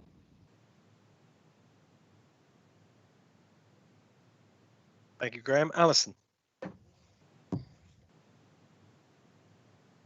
Thank you, Guy. I've got a question for Keely about libraries, please. Sure. Keely, I thought when we installed the self-service machines in libraries, this was an exciting move. Are we going to be developing that further? And also, I know our libraries are closed at present because the staff are deployed helping adult social care. I'm hoping that December the 2nd will be reopening at least Woodley and Wokingham libraries.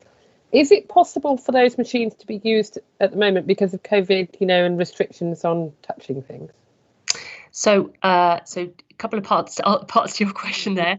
In terms of self-serve and digitalization, absolutely. Do you want to take that to the next level? Yes, that would be lovely, because again, it's about convenience for customers.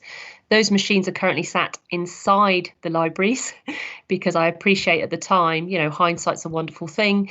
We would have not have necessarily thought to put them more outside, if that's the right phrase. They have to be in the lobby area. Yes. Yeah, sure. So I don't think we would have necessarily had the hindsight to do that now, but I think we do now. So as we think that through as the next sort of evolution of the proposition, that's something to consider. Absolutely, when we were open, people were able to use them. But whilst we've got our doors shut at the moment, then no. But what we have done is, as you might well be aware, that we're helping the council distribute the recyclable bags, the waterproof recycling bags that are coming out from outside a couple of the libraries, and we're allowing people to at least drop their books off. So we're just trying to be practical. You're doing the blue bags and the green bags and yes. So the majority of the staff are still redeployed to the adult services piece, doing, phoning the vulnerable, etc. And that's unlikely to change even on the 3rd of December. So those staff are already still committed. But there are staff from the place and growth and whatever bit of volunteer casual work we have left, we're using to obviously help distribute those bags, but also trying to be really customer centric, allowing customers to drop books off because that makes sense. So how do you see the self-service developing over the next year if we can go back to normal? Sure. So two things for me, really. I'm quite excited about the RFI bookshelves that come in conjunction with the library app. So we've been developing the library app already. So when I joined back in May, it was one of the first things that we talked about. We had all the kit and caboodle, but we hadn't just gone through the motion of turning it all on, which we're in the process of doing, except COVID's obviously slowed things down a little bit because of some of the suppliers we work with. But the library app will be a huge help to folk because, again, you can check your book in, check out, you can reserve a book online, which is very helpful. But that used in conjunction with the RFI shelves, that actually really starts to get you to almost staffless libraries, which then obviously you can start looking at your hours that you offer that. And to your point, Alison, it's less touching actually, isn't it? Ironically, because you're just putting the book on the shelf and that reads it for you rather than pressing buttons on a machine. So that's how I see that self-service and that digitalization piece building out in the future, but we need to take the time just to think that through properly and make sure that we've done the right level of consultation, the voice of customer is in there, the voice of employees is in there, and we understand what the best offer is for our community. Thank you, Keely. Thanks, Alison. That's all from me, Guy.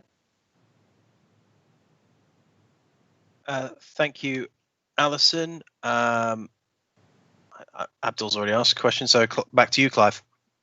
All my ones got answered. Sorry, got asked on this one. I haven't heard from Abdul. No. Oh, sorry. Apologies, Abdul. No problem. Abdul, Thank go you. ahead. Then we'll go Hi, to Clive. Kelly. A very small one. Thank you, Kelly.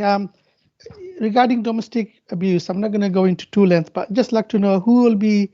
Is that going to be under youth offending team? Are you going to be in charge of this area? Oh gosh, no. Oh, okay. I'm talking about the budget. You set up. The officers are there, No, that's fine. I think the youth offending team has stayed with Carol, is my understanding. I have picked up Community Safety Partnership, which has domestic abuse, domestic homicide, ASB, and am I missing one? I think that's the core three for me under the Community Safety Partnership piece on policing, the work that we do with the policing in terms of the Thames Valley Partnership. Okay, I'm just wondering in terms of budgeting. Okay, no problem. Thank you. No problem. Thank you, Kelly. Thank you, Guy. Thank you, Abdul. Yeah, over to you, Clive, because all my questions got answered, and if we go into CIC1 with my particular profession, we'll be here all night. Yeah. Let's not do that, Guy. So my couple of final questions. CIC4, and this is coming back to domestic abuse again. Sure. Do you think that these increases in budget are actually enough? Oh, gravy.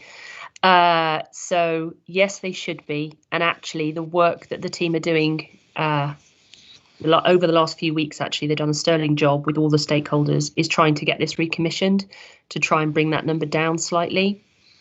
So I'm hoping that we can sharpen our pencil on the 185, but we'll see how that plays through in lockdown 2. To your question of whether that'll be enough, I think in the area of domestic abuse, yes, it should be, because we've got a domestic abuse coordinator who started with us last Monday. She's superb, apparently, which is great. So that will really start to help us get ahead of some of the demands that are placed on us as a service. Has she joined from another council? Yeah, she came from Rushmore. All right. Not far away. So she's had 15 odd years. Hampshire. She's I think she's been between Rushmore, Fleet. So she's been in the Hampshire area for the last 15 years. So yeah, she's really experienced. She's great. It is a new number for us. I mean, we've never done it before. If you look, so we've started off fairly strong at 185, going through to 246. But it's a suck it and see situation, Clive. And nobody really knows what impact COVID's going to have. Overall impact COVID's going to have. We see the spike at the moment, but whether or not that settles down as we get into vaccinations and also, or whether in fact it increases because people losing their jobs, it's a very difficult one to call at the moment. Yeah, no, I think it's really good that we're doing this, John. I do. You should be. And in fairness, Thames Valley Police are actually doing a really sterling job under Felicity Parker, and they're actually looking to up their referrals to us, which is a good thing, but obviously results in more demand. So we won't know what that looks like until that starts to play through. I do know from a conversation with Felicity that she is very, very interested in this area. So that's good. CIC2. Oh, yeah. So this is a new assistant director role. Yes. And I think that we definitely need this new assistant director because for me, we really do have to be improving the way that we are reacting to our residents and who are our customers.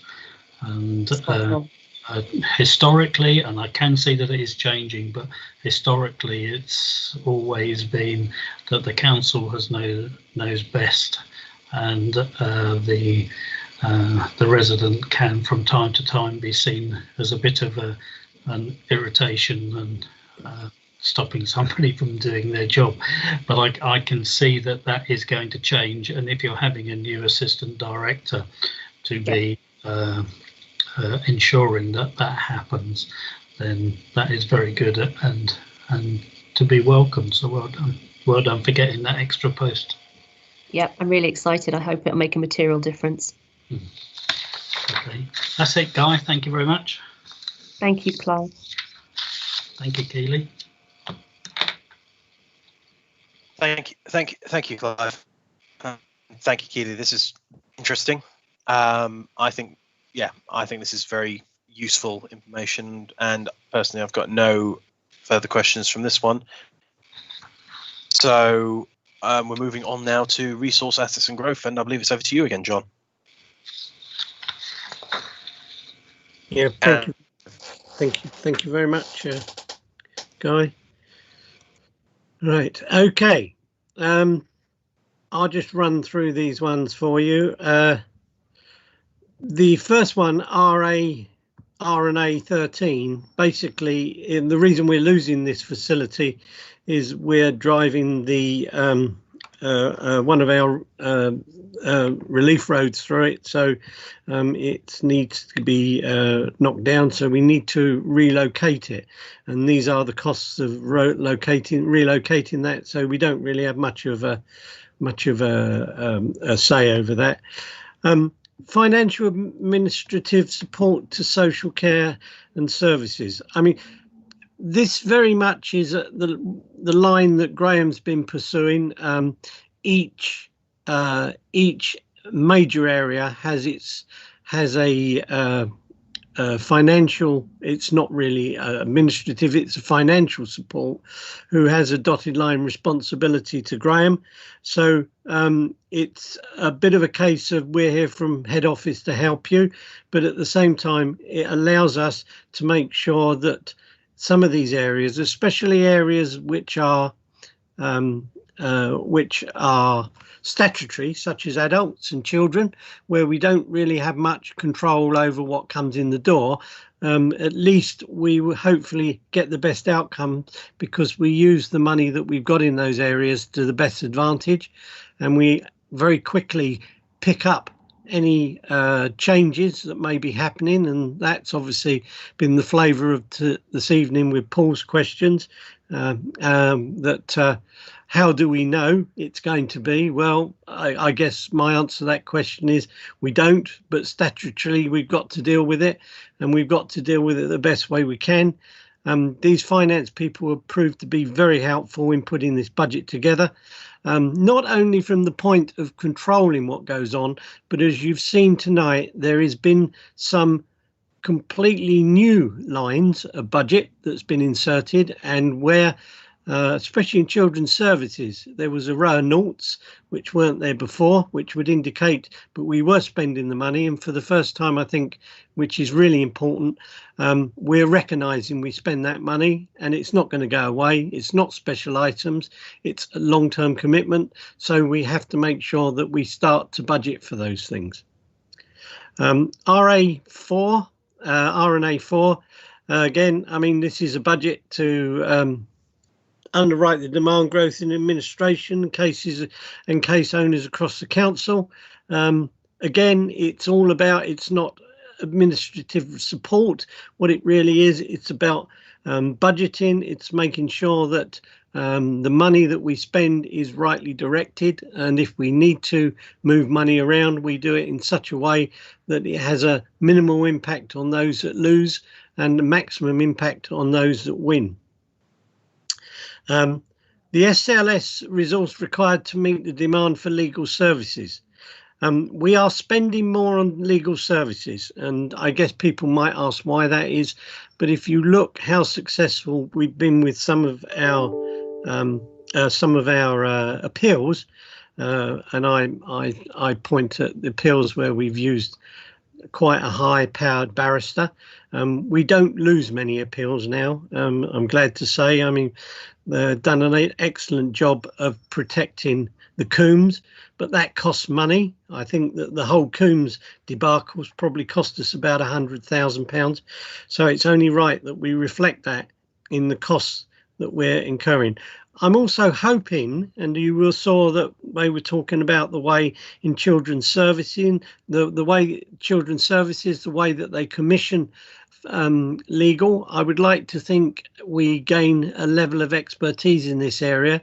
Although we won't have the expertise to actually deal with the cases, we will hopefully have the expertise of commissioning those cases.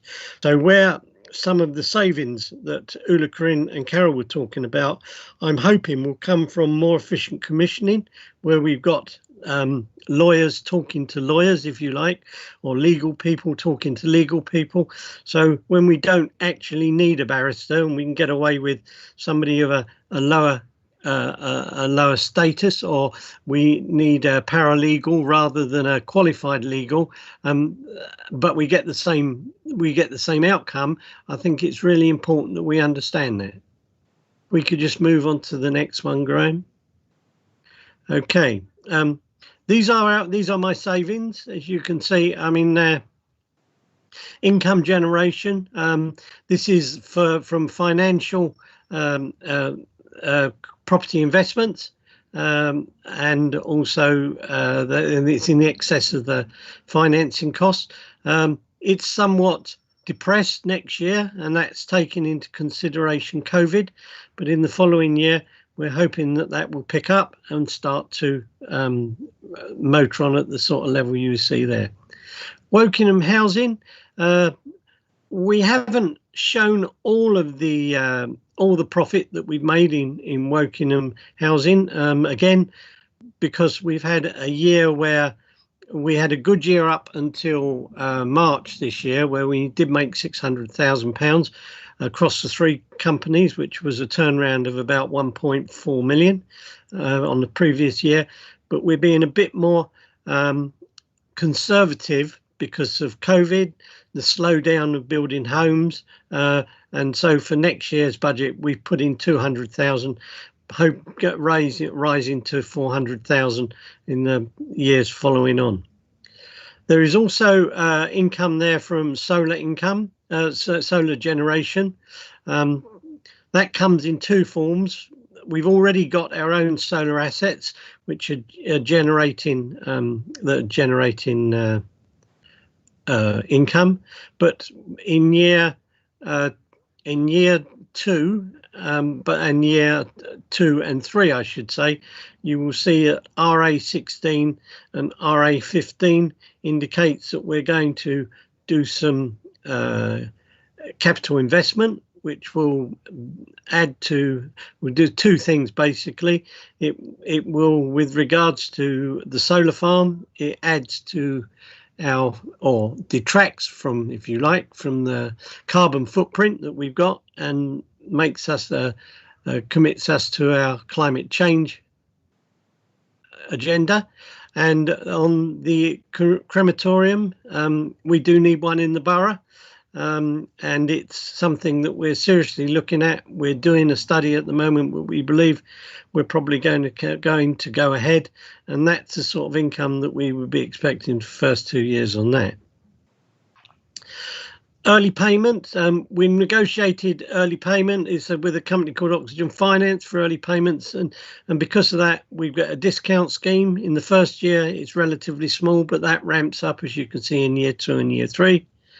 The deletion of an assistant director of business services, and I think that's we've recognised that post can be done a lot more successfully with implants, if you like, or people working within teams, other services across the council. As we spoke about, you hear them talk about Sally and how they help in children's services, and I think that programme that Graham's chosen to go down the route of has probably saved us this money. And of course then we've got the reduction of Treasury management debt costs. This again, I mean, say, is the reduction going forward in those costs. As you can see, it's in light of it's not a massive saving when you look at the amount of money that's involved in the Treasury management, but it's well worth having. Any questions? If you've got any questions here, please put your hand up. Yep.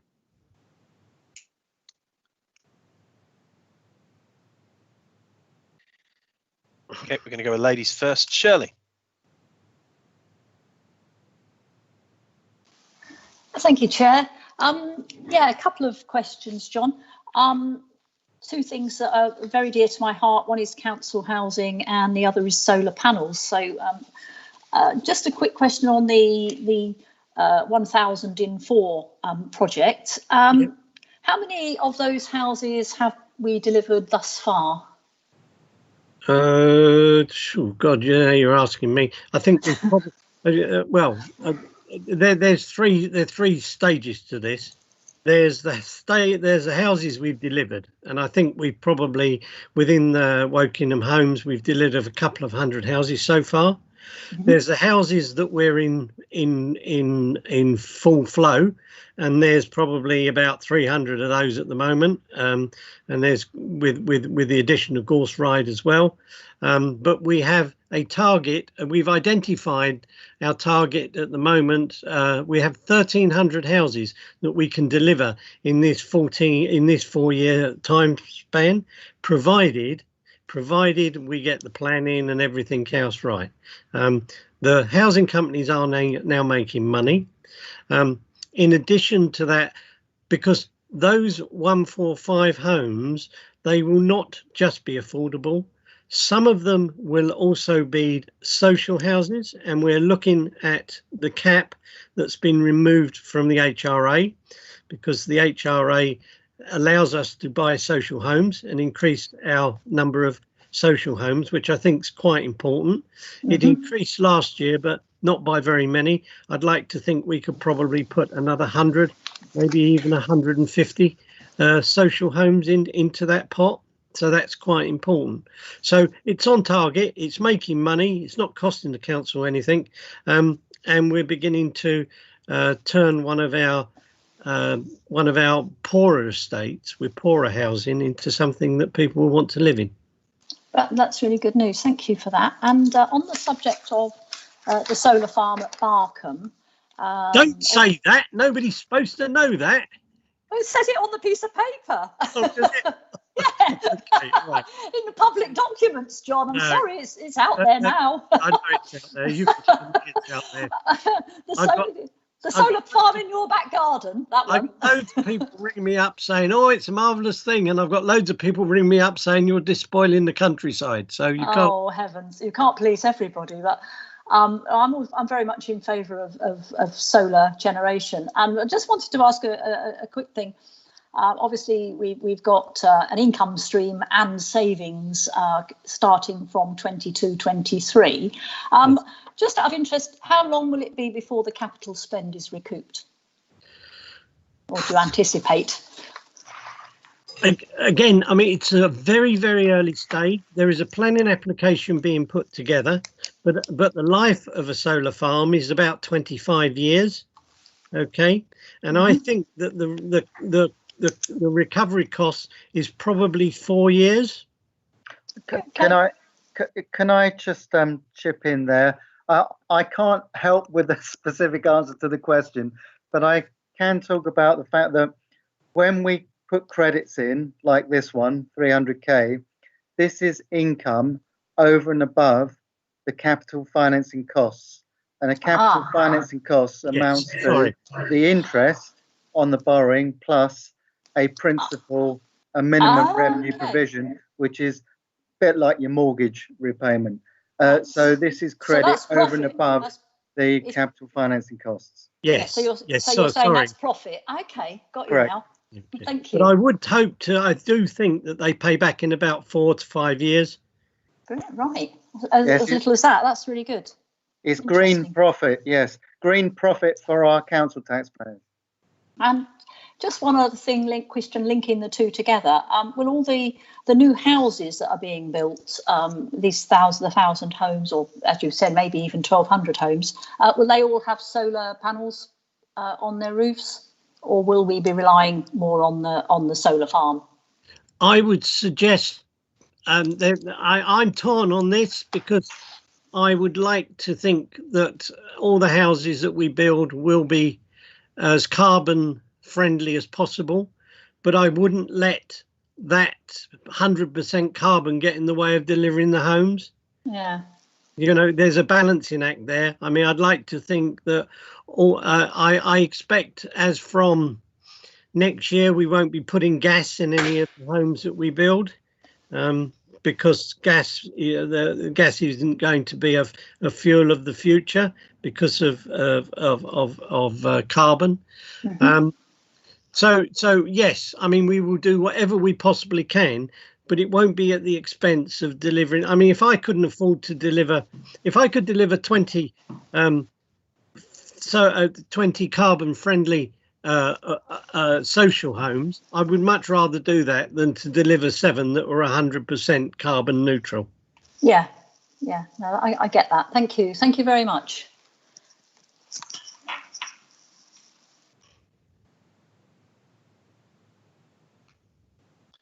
Thank you, Shirley.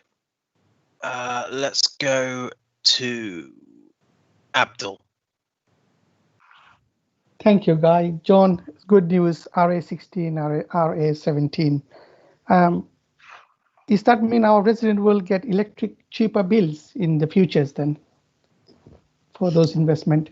Well, there's lots of ways you can cut this, Abdul. I mean, say, one of the things we're looking at is the fact that we'll be creating solar energy not far from Gorse Ride. Wouldn't it be nice if we could power all those houses from our own solar farm?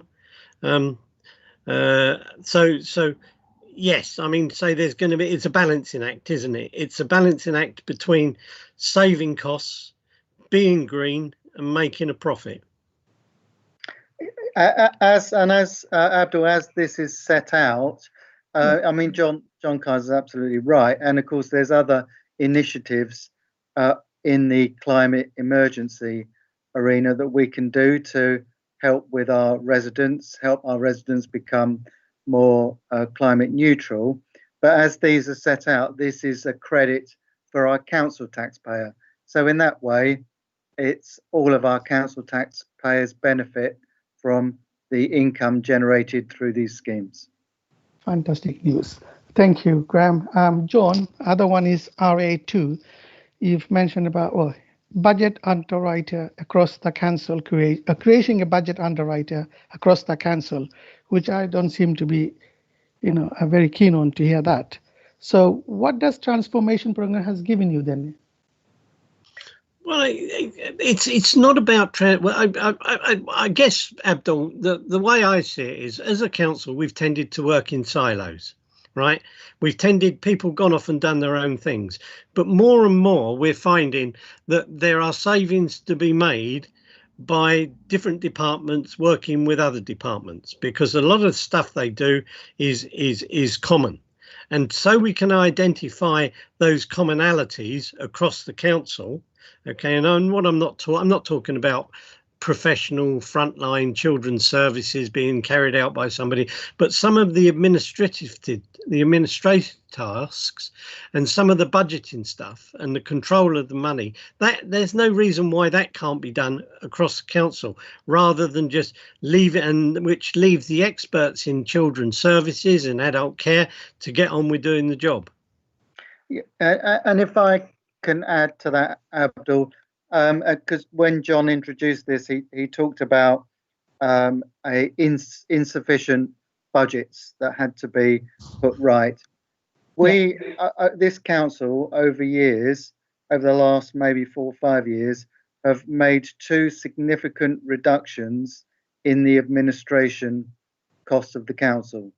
One was about a £500,000 reduction, and then we had the C21C that made a further cost reduction around grouping administration in a certain way across the council and making a reduction. And if you remember, that was all fell under Amanda Ellison at the time. So this is reflecting, this 50k is reflecting that was over-egged in, having gone through those savings and made those. Much of the savings still there, of course, but this was, we over-egged it a bit, and we have to put a bit back in. Otherwise, if you cut administration too deeply, then you find that the specialists get drawn into doing admin tasks, and that's not good use of their money. So it's replenishing the extent, into some small extent, the cuts over the past. Thank you. That's very pleased to hear that. Thank you, John. Thank you, Abdul.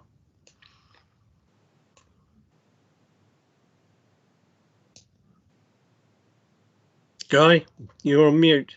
Yep, I was. Okay, Paul.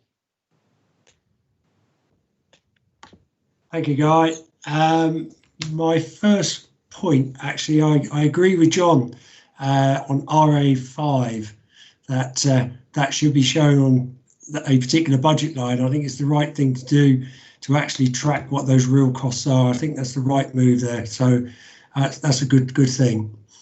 RNA 15 and 16, how certain are you that the solar farm in Barkham, in your back garden and beyond, and the commercialisation of the crematorium will be ready in time to generate the incomes that you've suggested for 22-23? And where's the council with land ownership or leases, designs, planning approvals, contracts to construct? Okay, well, I'll share with you some stuff that we've done. We own the farms in Barkham. They are our farms. We have given notice to the farmers. Some of them aren't too upset about it because they were getting a bit fed up running a farm, not making any money.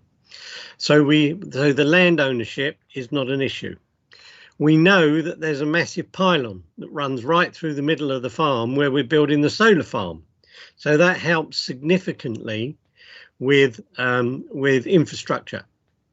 The other thing is that it doesn't hurt to have a ward member that's in favour of these things.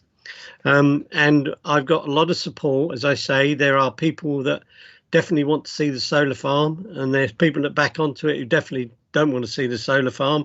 But I would say in the main, people are accepted that provided it is sympathetically done, and in the area we're planning to plant a large number of trees to build a small arboretum, which will probably cover the crematorium area, so that will be hid from the road. It will be the design that I've seen shows it a very attractive. It doesn't look at all commercial. It backs onto a sang that we've got there, as well as a carbon sink that we're also building on the edge, or hoping to plant on the edge of the solar farm. You have to start somewhere, Paul. And I think that if you don't set yourself a target, I think the planning application for the solar farm probably will be coming in round about January. That then gives us a bit of time to build it. So I think 22-23 is not unrealistic. Okay. I would, just to supplement John's answer, as it shows, there's 0 in there for the 21-22 council tax calculation. Of course, it is relevant because it feeds in future years, but we'll be round this table again this time next year, and we would refresh those figures based on the best knowledge we have in a year's time. Thank you for that. I know the one in Arborfield got an awful lot of objections. So hopefully you'll be able to wave your magic wand, John, and make sure all the locals are with you on this, because I think it's something we need to support, particularly in climate change and generating electric for either the national grid or for locals. I think it's the right thing to do. Because we get an awful lot of sunshine here, a lot more than people think, and it does generate a lot of electricity. I think it's about being sympathetic with these things. Yeah. And if you're building them in people's back gardens, you need the trees around them. You need to make sure that there is a decent distance between somebody's garden and where they start. I think if you're sympathetic about the way that you do it, people will accept it. Yeah, it's a perception, I think, in some cases.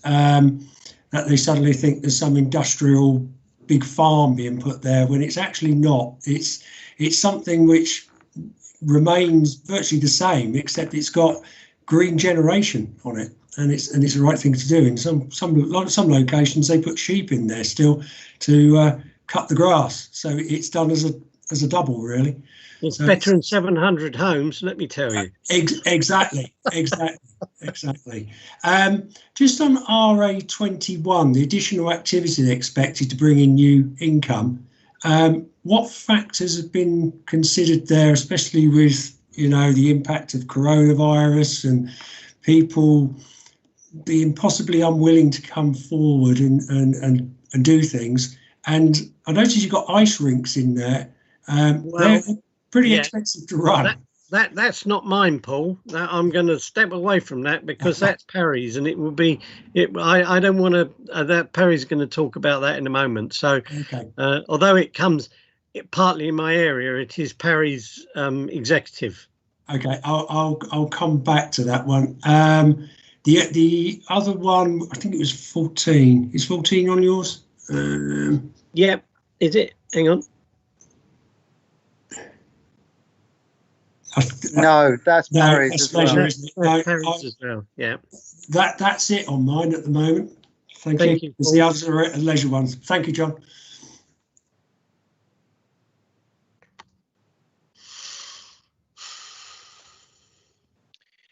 Thank you, Paul. Clive. Thank you, Guy. As you know, John, I don't like to be critical all the time. When things are good, I like to be able to say so. And I think what you're doing with RA2 is a very good idea, because this person is going to be able to make sure that our statutory services are actually delivered. They will help to make sure that they're delivered correctly and that the right amount of money is there for us to be able to do that. So I think what you've done here is very good. Thank you. I must admit, when I first saw it, it was difficult to square the circle, but I mean, we lose a lot of professional staff because they end up doing things which they never trained to do. You know, frontline staff with children, the last thing you want them doing is pushing bits of paper around and making out reports and all the rest of it. Yeah. No, I think what you've done there is absolutely right. RA1, I've got a question here on the supporting evidence paragraph. It talks about a level of a possible capital loss. So there's a statutory figure. Is that a percentage that we have to budget for, or consider, or what is it? Sorry, I'm not with you there. Okay. It says this saving outlined here is net of the debt financing cost of borrowing and also of a statutory provision for possible capital loss. So I just wondered what the statutory provision was. I think it's probably more a question for Graham really than you. Yeah, it probably is.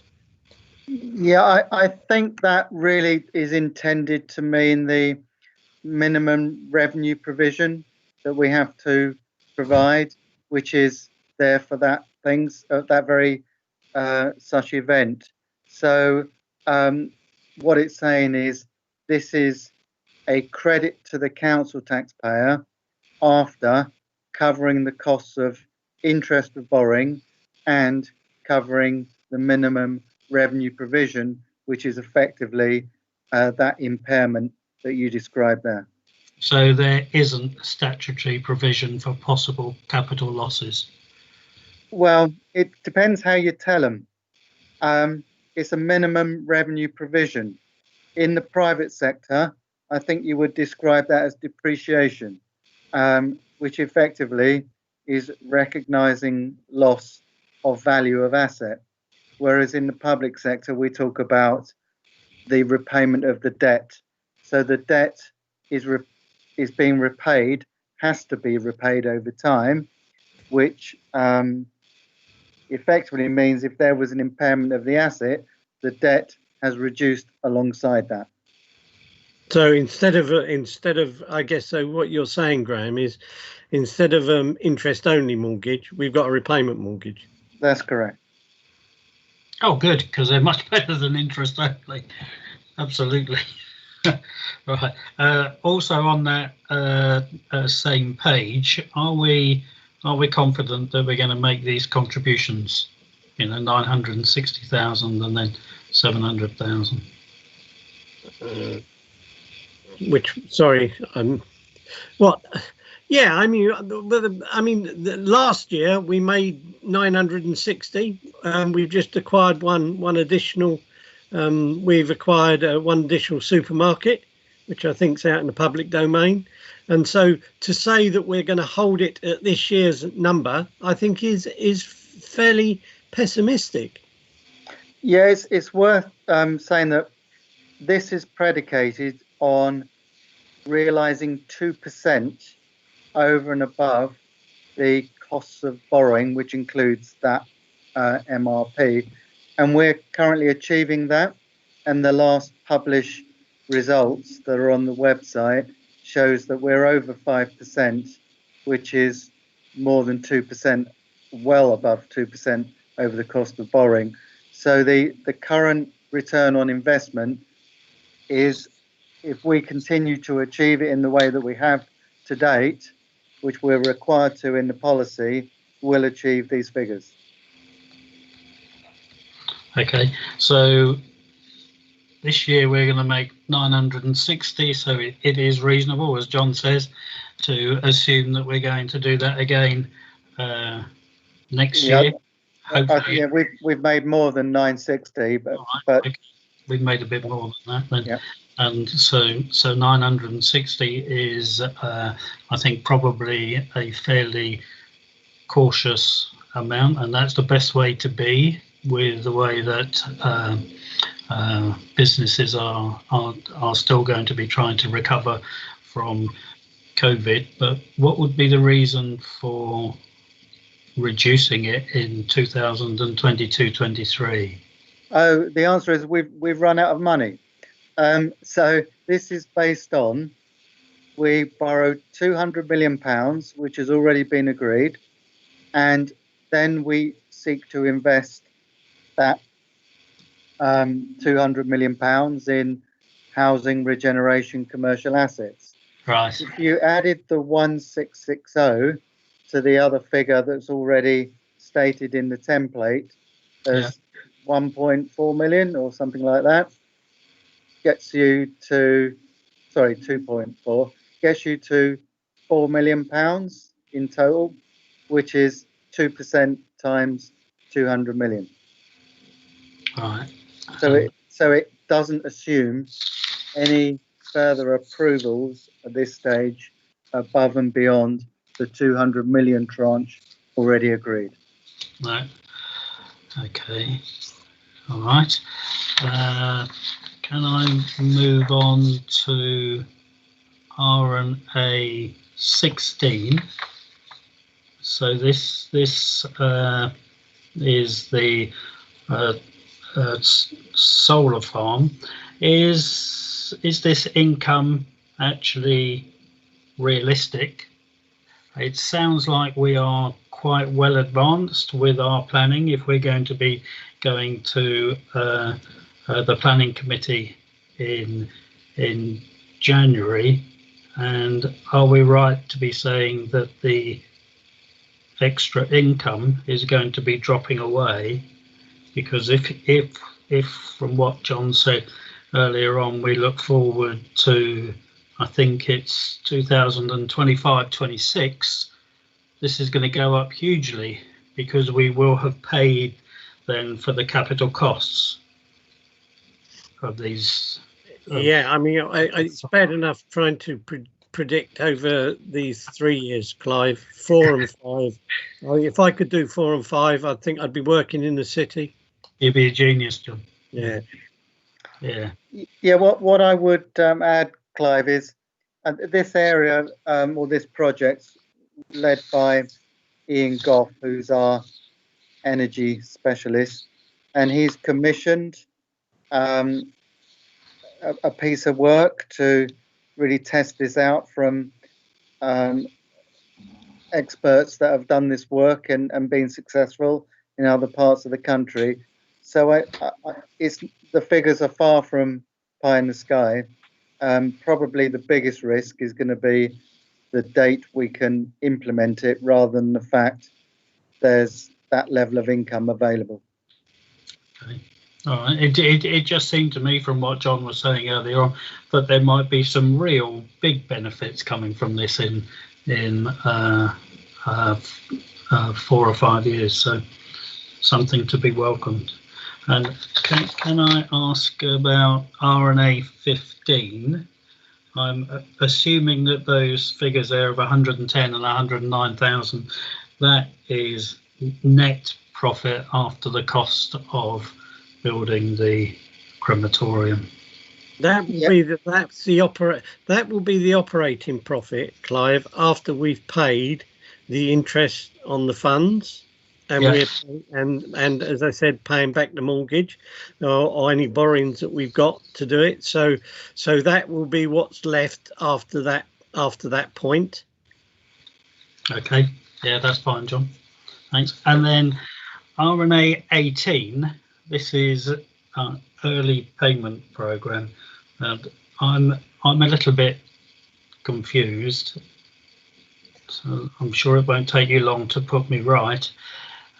Is this a early payment program for people that are paying us, or not? Or is it a factory? Sorry, Clive. It's the not bit. This is us making payments. So there's an awful lot to this, and one of the key things is to get a really slick, streamlined, end-to-end procure to pay process, which in itself will give us a more enhanced financial management arrangements. So our commitments will be absolutely spot on and will be coming through in a much quicker way. So that alone gives us better financial management arrangements, or enhanced financial management arrangements.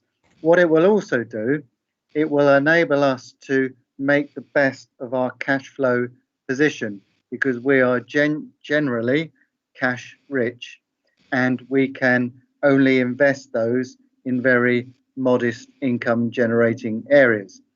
However, some suppliers are very keen to receive cash earlier, and by having a really slick process, we can pay them really promptly, but we've negotiated that prompt payment schedule throughout the life of the contract. And we believe, using these experts who have worked very significantly across the country and local authorities, we believe we can generate savings, let's say discount savings, in lieu of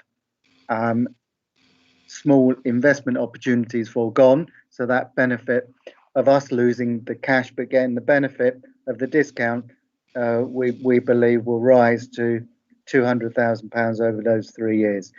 However, in addition to all that, I will stress, it really ensures we have the highest levels of financial controls in place, and that's all part of the program. And it does look good, Clive. As a council, we are paying people promptly. Oh yeah, I'm very much in favour of that. I think it's terrible when people don't pay on time. If you've got terms of 60 days or something and you stretch it out for 90 or 100, it's just not on. But so what we're going to be doing here is offering to pay a little bit early to get 1 or 2 or 3 or 5, whatever percent is negotiated to get that off. And we're going to have an extra income of £200,000 as a result of that. But the people that are going to do it for us, I know I might be completely wrong here, it looks like they're going to make £1 million out of that, because it says that the business model has an estimate of circa 1.2 million. Maybe that is... No, I think that's adding individual years up for a period of time. I'll get back to you on that, Clive, but it's no way is that the case. But there is I'd have been clearly surprised if I was right, which is why I said I was confused at the beginning. I would say, Clive, that 200,000 or 55,000, if we achieve this, that's when you think how much we spend, just 2 or 3% of what we spend, we're substantially more than that. Yeah. Okay, but generally, I think it's a good thing to be doing, as long as we're making a decent amount of money out of it, and that the people that are doing it for us are not making considerably more than us.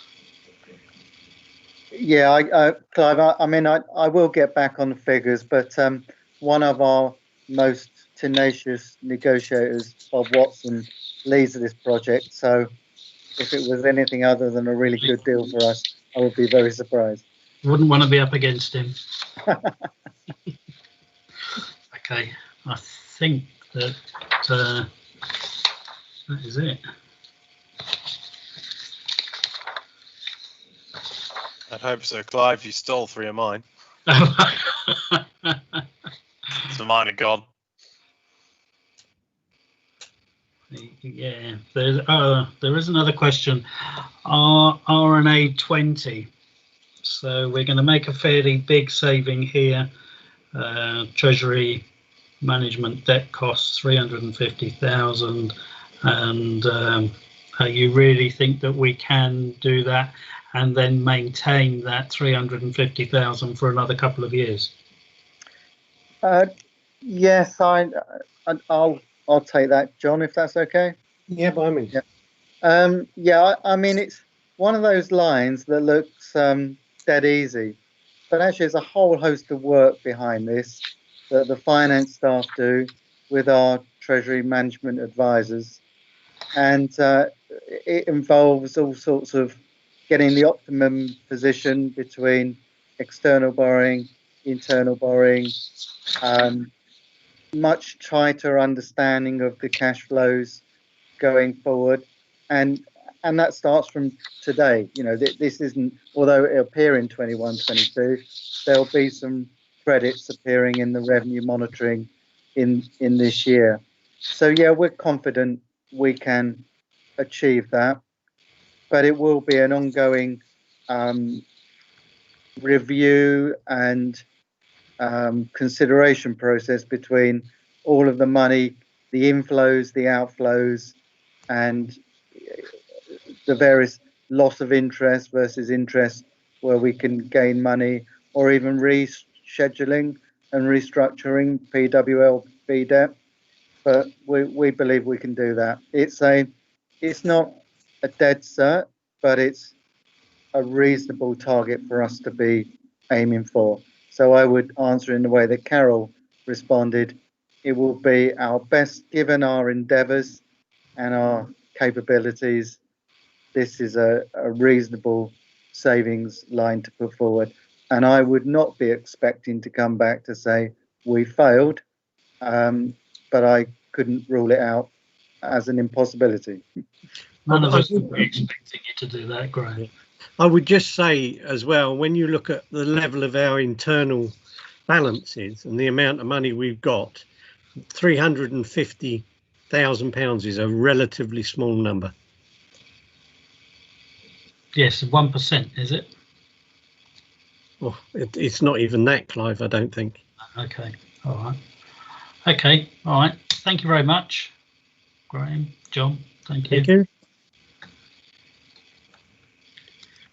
Thank you. I've got no further questions on this part.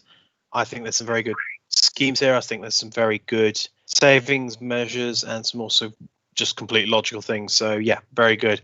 So going on to Parry's bit by the look of it. Is Parry there? Yes, I'm here. Oh, hi, Parry. Yeah, I'm here.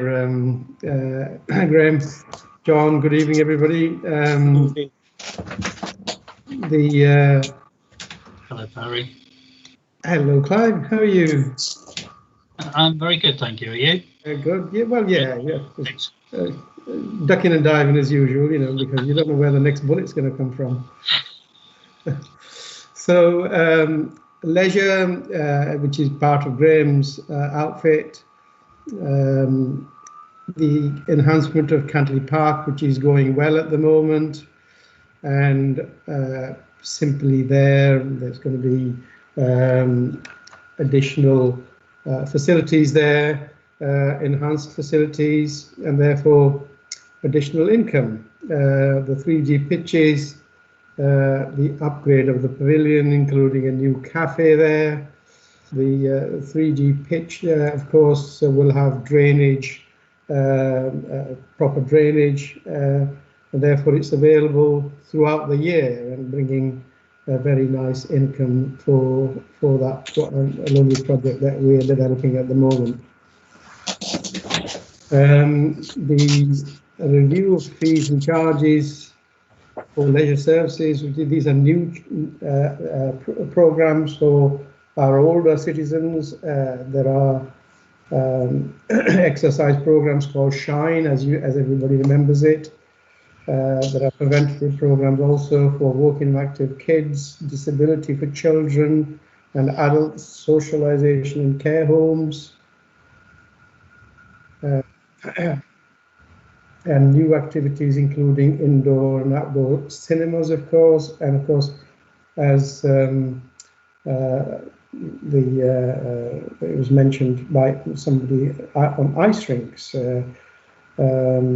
The costs are based on benchmarking exercises, comparing with other authorities. We were way behind in our charges, and therefore we are just about catching up, but we are still the lowest charges compared to other authorities. The review of fees and charges for leisure services outside the main, which I talked about this 30%, and we're just simply comparing it with other authorities, and therefore we are just catching up, but we are still the cheapest compared to the other authorities.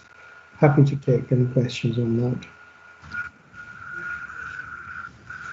Graham, have you got anything to add to that? No, Parry, that was comprehensive. I think it's really just for us to receive more questions from the audience. No. I can see Pauline's hand's gone up for starters. Thank you. It's RNA 14, Cantley Park. You've got figures there of income. I've looked at the more detailed bit in the agenda, and the expenditure over the next 3 years is nil, and yet you've got the £100,000 income on each of those 3 years. So what's it going to cost? Well, I'm going to bring in Graham on that side, but having said that, the costs have been there, Pauline, but these are the net incomes that are shown there from the facilities that we will have at Cantley Park. There's enhanced facilities there. Can I say a lot of it, Pauline, is capital? Right. I can explain if you want. Yes, please. Yes. Yeah, the full details are laid out in the executive report, I think a year ago when this was agreed. I can't remember exactly the cost of the overall scheme, but £700,000 of it is paid for by the FA. We've received, we won, we bid, and we won a grant from the FA, which is fantastic. So that's, I think it was £680,000 of no cost to us. There was also, I believe, some Section 106 ring-fenced funding that was utilised for this. And then any residual capital is factored into the cost. So this is credit over and above the financing costs of any residual borrowing. So it's quite a complex mix. I think it might even be up to about 1.4, 1.7 million. It was 1.6 actually. 1.6. Oh, I said 1.4 to 1.7. So yeah, it's a blend, and the costs of the capital resources we need to borrow, i.e. they don't come from other sources like FA grant, we've already factored into this calculation to arrive at a net profit. Okay, that makes great sense. Thanks ever so much, Graham. Thank you.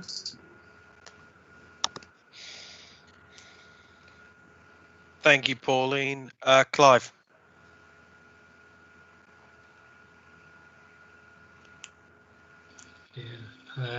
Thank you, Guy.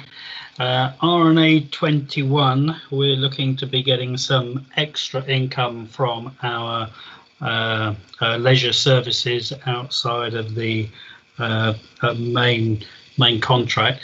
When does this assume that the leisure centres are going to reopen? I guess you've assumed that they're going to be open certainly from at the beginning of April, and that there won't be any further lockdowns. If I can start with an answer to that, Harry, is that okay? Yes, yeah, that's fine. Okay. Yeah, I think, yeah, of course, COVID and the extent of COVID is the big unknown, the big dark cloud over this. 21, 22 projections, but of course we are more confident now, I suppose, with the greater reassurances around vaccines, that it's not going to have the impact on 21, 22 as it's had on 2021. But you're right, we are in the main assuming that we will be back in operation 1st of April 21. Interestingly, though, that may add some challenges to some of these lines, because these new services, these new fees and charges include a whole host of online platforms, virtual classes, and events and what have you, that can be workshops and events that could take place either on virtually or in reality.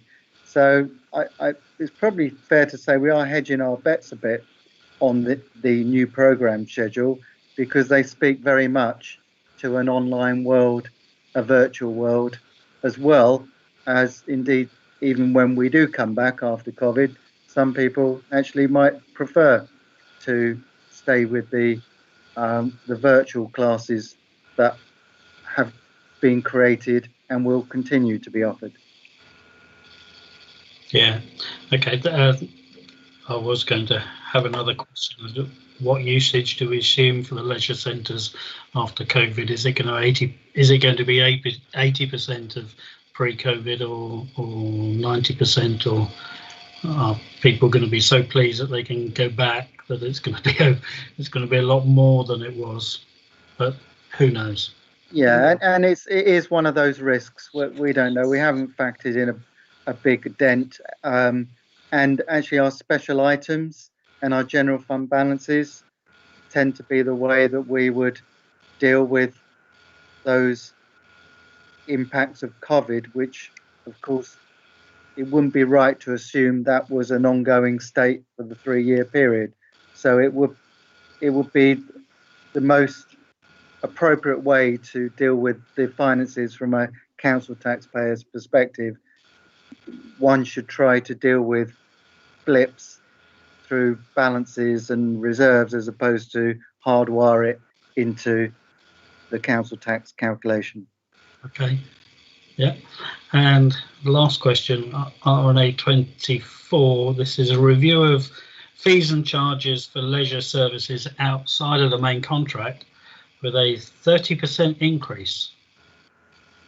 So have you got more of an explanation about exactly what is going to be increased by 30%? Because that does seem quite a lot. It seems to be quite a high increase. Yeah, I'll start on this again because Parry did mention this, and Parry can of course come in on the back of my explanation. The reason why we believe this is palatable is because it is such a small figure, and it creates a slightly bigger figure, which is still lower than those that we benchmark against. So they're the shine activities that I guess a headline would be, with a 30% increase, they equate to £4.42 per session. And when compared with others like Bracknell, Barnet, Hearts, what have you, they tend to be about £5 or £6 per session. So £4.42 is the figure they would arrive at, and that's still considerably below many others we've looked at, and seems quite reasonable for a session, £4.42. So Bracknell is around £5. Bracknell Tai Chi. Well, I'll just give you some ones I got here. Yeah, Bracknell Tai Chi was very well prepared for this question. Well, actually, Clive, Bracknell is. But it's Bracknell Tai Chi is £5 a session. And Barnet is £6. We got Devon, who called it Fabs. They charge £5. East Hearts £5. Got a whole other schedule of basically the average we found over, oh goodness knows, about 20 authorities is about £4.50. So our £4, we've got £4.20 there. So our £4.42 would be below the average. Okay, and how long has this shine activity been going on for? Oh, some time. Clive, it's been going on for a long time. I'm surprised actually that you haven't joined it, actually, because I took part in it for a couple of months, and it's really ever so rewarding because you join like-minded people of all ages in open air, and particularly with the COVID pandemic we've had, people have gone out there and enjoyed themselves out in the open fields at Cantley and everywhere else to enjoy these classes, and they are absolutely fantastic. They really keep you active. Yeah. You need to join, Clive. It's you're right. I do need to get my steps up. I always need to do that. But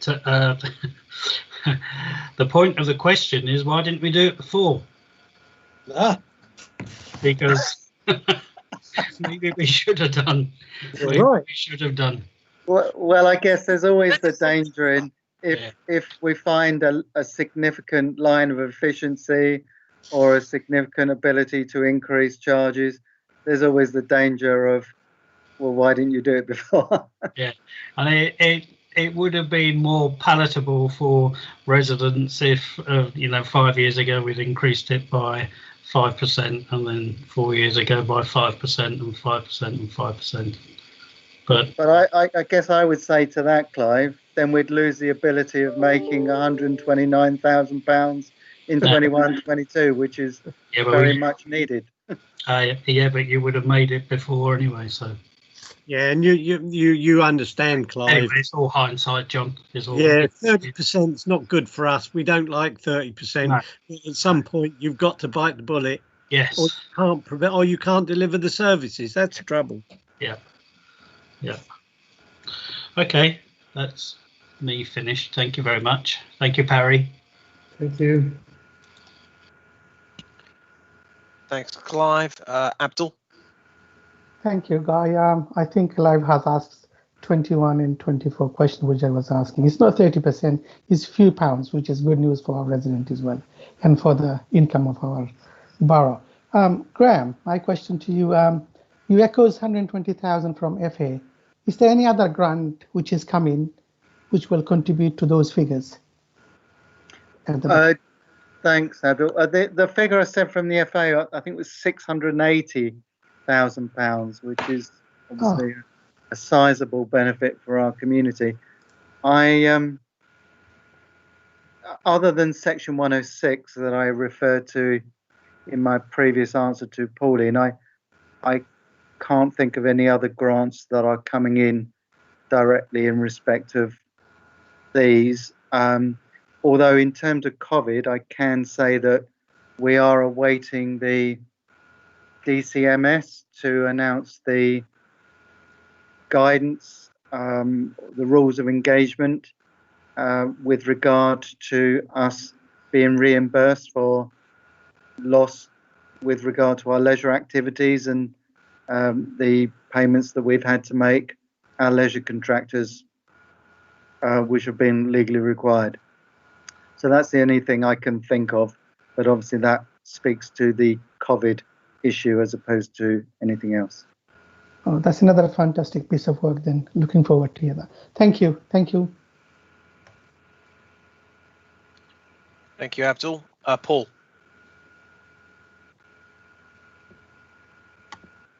Thank you, Guy. Graham, you've actually answered a number of my questions in your responses to Clive, which was quite useful. But there's one remaining. I can understand why this is our RNA 24. Understand why you need those increases. And yeah, with hindsight, they probably should have been some time ago.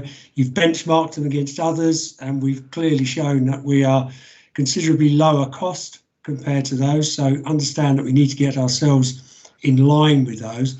But have you actually taken into account as potentially the loss of a number of people because they can't now afford to actually go as often or not at all in your figures?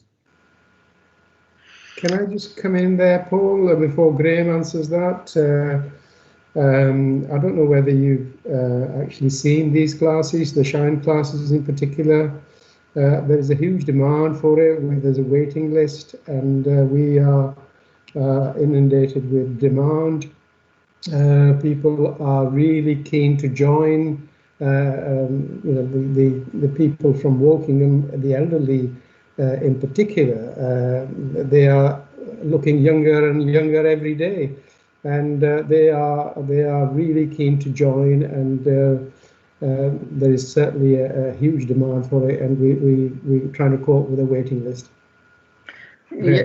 Yeah, thanks, Perry. I would just add, yeah, it's a small price to pay for eternal youth. But sorry, more seriously, a lot of it is over 60s, and over 60s, I'm not saying they're completely immune from the financial impact of COVID, but they are a cohort that are substantially immune because they're receiving pensions and so forth, which are maybe not so impaired by impacts of COVID. So I would just add that in to supplement Parry's point.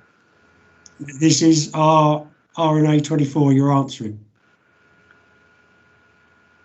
Yes, 30% increase is in respect of Shine. Parry mentioned Shine, which is 21. Indeed, yes. The 30%. I'm really talking about RNA 24, which is on page 68. And you've benchmarked against other authorities, which I understand all that, but it's just taken into account you're having the same residents that normally come to your facilities, but you've now seen this increase in costs. Have you taken into account that some of those residents may not be able to afford to come as often or not at all because of certain financial circumstances? Yeah, I think we've answered that, Paul. Okay, unless I've misunderstood. RA24 is largely in respect, if not totally, in respect of Shine. Okay, and that's what Parry said. Shine is largely, again, largely if not totally, but Parry would know, to do with the elderly, over 60s, quite commonly. So Parry said there's a real strong demand in the community for these sessions and a long backlog of waiting lists. And I said, furthermore, this cohort of our community are going to be relatively more protected from a financial perspective with regard to COVID and the impact of COVID. Okay, thank you. All I'm picking up is in the text in RNA 21, it does mention Shine, but then in 24, it doesn't actually mention Shine at all. Okay. Well, Paul, I think also, if I may add to Graham's text there, there's the Working Active Kids there, which is also is part of our existing program pricing, and a small increase there. And once again, if we benchmarked it, we were charging much less. For instance, the current Working Active Kids extended day goes from 8 o'clock in the morning till 6 o'clock in the evening. The price is £29, an average of 41% lower than competitors, and at a 30% increment of fee and charges for 2021, this would attain to a new rate of £31, just over, and still under the average, approximately £9, benchmarking against other authorities. Okay, thank you very much. Thank you, Paul. Pauline, then Shirley, and then back to Clive, unless your hand's still stuck up. Sorry, I forgot to take it down. I'll do that now. No problem. Shirley, then. Thank you, Guy. I'm slightly confused now, having listened to Paul's question. RA21 definitely talks about Shine, Wokingham Active Kids, disability for children and adults, socialisation, etc., virtual classes, talks about all of those as one item. And then RA24 talks about review of fees and charges for leisure services outside main contract, 30% increase. And it doesn't really specify. Now, if that one is also related to Shine, I don't know why it's not all one item. So I'm just slightly confused now. I thought I wasn't confused, but now I am. Well, if I might Sorry, be able to. Sorry, Parry, Karen. Well, all I was going to say was, Shirley, that there were the older charges, but then there are new charges which we've introduced, which we've explained in the last 10-15 minutes, and they also contain this 30% increase because we haven't put these charges, and we were looked at other authorities, and we thought, oh gosh, what shall we charge compared to other authorities? And these are new charges that we have introduced.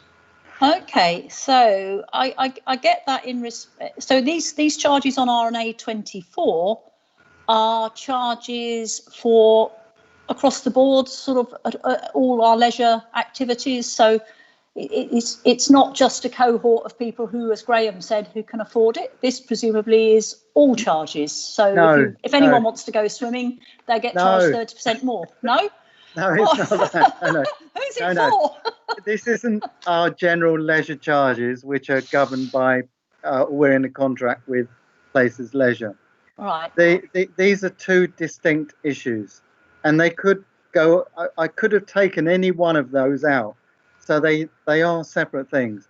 So one is we can leave all charges the same, not put them up at all, but introduce some new activities, charge for them, which generates a new line of income. Okay, so that's RA21. Ignore increasing any charges whatsoever. Just introduce new things to charge for, like virtual sessions and workshops and what have you. So just introducing new things generates income. In addition, we can look at what we currently do. So that's not the new stuff, what we currently do, and increase that by a percentage. So the two are mutually exclusive in that way, in that you can take a choice. So you can make a decision, the council can make a decision to just introduce new programs and not increase leisure charges. And then that would realise, say, 198,000. Or the council could make a decision to not introduce some new programs of activity and just increase fees and charges, and then we'd raise 129,000. Or you can do both. Okay, so oh, I see. So this is an either-or situation? Either or both. Yeah, that's right. Okay, well, it's late in the evening, Shirley. Yes. Well, it is late in the evening, and I know that figures are not my strong suit, but you've bamboozled me completely. So I'll just send it there. Thank you. Apologies for the confusion. It is coming up to 10 o'clock. I don't blame you, Shirley. Paul, your hand shot up again. Do apologise. No, no worries, Paul. Okay. Thankfully, all of my questions have been asked on this one. The 30% and things like that were asked. Again, I think this is a good set. There's a good set of proposals here, and I think they feel achievable. Is there any concerns that you have specifically, Parry, in what you have presented with us tonight that you think might be an area of concern? Well, I do sympathise with some people whether it's a 30% increase, but we have been charging much less than other authorities than we thought. Let's wake up to this, chaps and girls, and trying to catch up with everybody. We are going through a very challenging time financially, with lots of challenges, particularly COVID itself, which hasn't gone away yet, although we may have a vaccine soon, and we may enter the new year with much to see at the end of the tunnel. But we are going through a very challenging financial times, and we have to plug the gap, and we need to catch up with other countries. And my concerns are that we've been charging too less. Thank you, Parry. John? Yeah, I mean, before we all go home, I mean, I just think that the theme of the evening, and it's a very reasonable theme, and the questions are very reasonable, and the question that always sits with me is, how do you know? Well, to be quite honest with you, I can't tell you how I know. I just hope, and I think hope's the important thing with this. We're trying to base on numbers on a year where we really the whole world's practically come to an end, and I'm just hoping that next year will be better, and that will be reflected in what we do, and the following year we'll be able to do even more, or whoever's doing it will be able to do more. But it is very true. I mean, say, when I hear Paul say, how do you know this is going to happen? I don't, Paul, and if I did, as I say, I'd have a big job in the city, I guess. It's educated guesses from you, John, as the executive member, and from Graham and his wider team, isn't it? That's what we're looking at, and then you're making judgments. There is at least a bit of science to it in the background. And I would say that these meetings are very helpful, because nobody's got a monopoly on good ideas. And it's quite possible that we learn things here as we go forward. We definitely learned from last year, and I would hope that the numbers that you're seeing now reflect some of the input that you put into last year's. Thank you. Indeed. Okay. I believe that was the last set for tonight, wasn't it? It was indeed, Chairman. Excellent. Thank you very, as my computer decides to throw a wobbly. Thank you very much for that this evening. I think it's very useful. One, I'll just remind members that if there's any further questions for children's services, to submit them in writing so that we can get any further answers there. Other than that, it seems to be going well so far. We seem to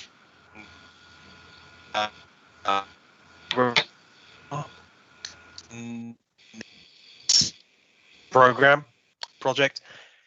You can tell the lack of sleep starting to get to me, and I think we've got a good start. So the next one will be on the 22nd of December, if I remember correctly. 2nd of December. It's capital and special items. It is indeed, Chairman. Excellent. So we'll look at capital and special items on the 22nd. So thank you, Graham. Thank you, John. And thank you, Parry, for coming along this evening. And anyone else I've missed off from that list who has been supporting that, you guys can go. We need to still just go through the work programme. All right. Well, thank you very much, everybody. Thank Bye-bye. you. Thank you, Chairman. Thank you. Thank you. Thank you. Thank you, John. Thank you, Parry. Everyone. Parry. Thank you, Graham. Thank you, John. So looking at looking at the upcoming meetings work program, we were due to have the what was it called?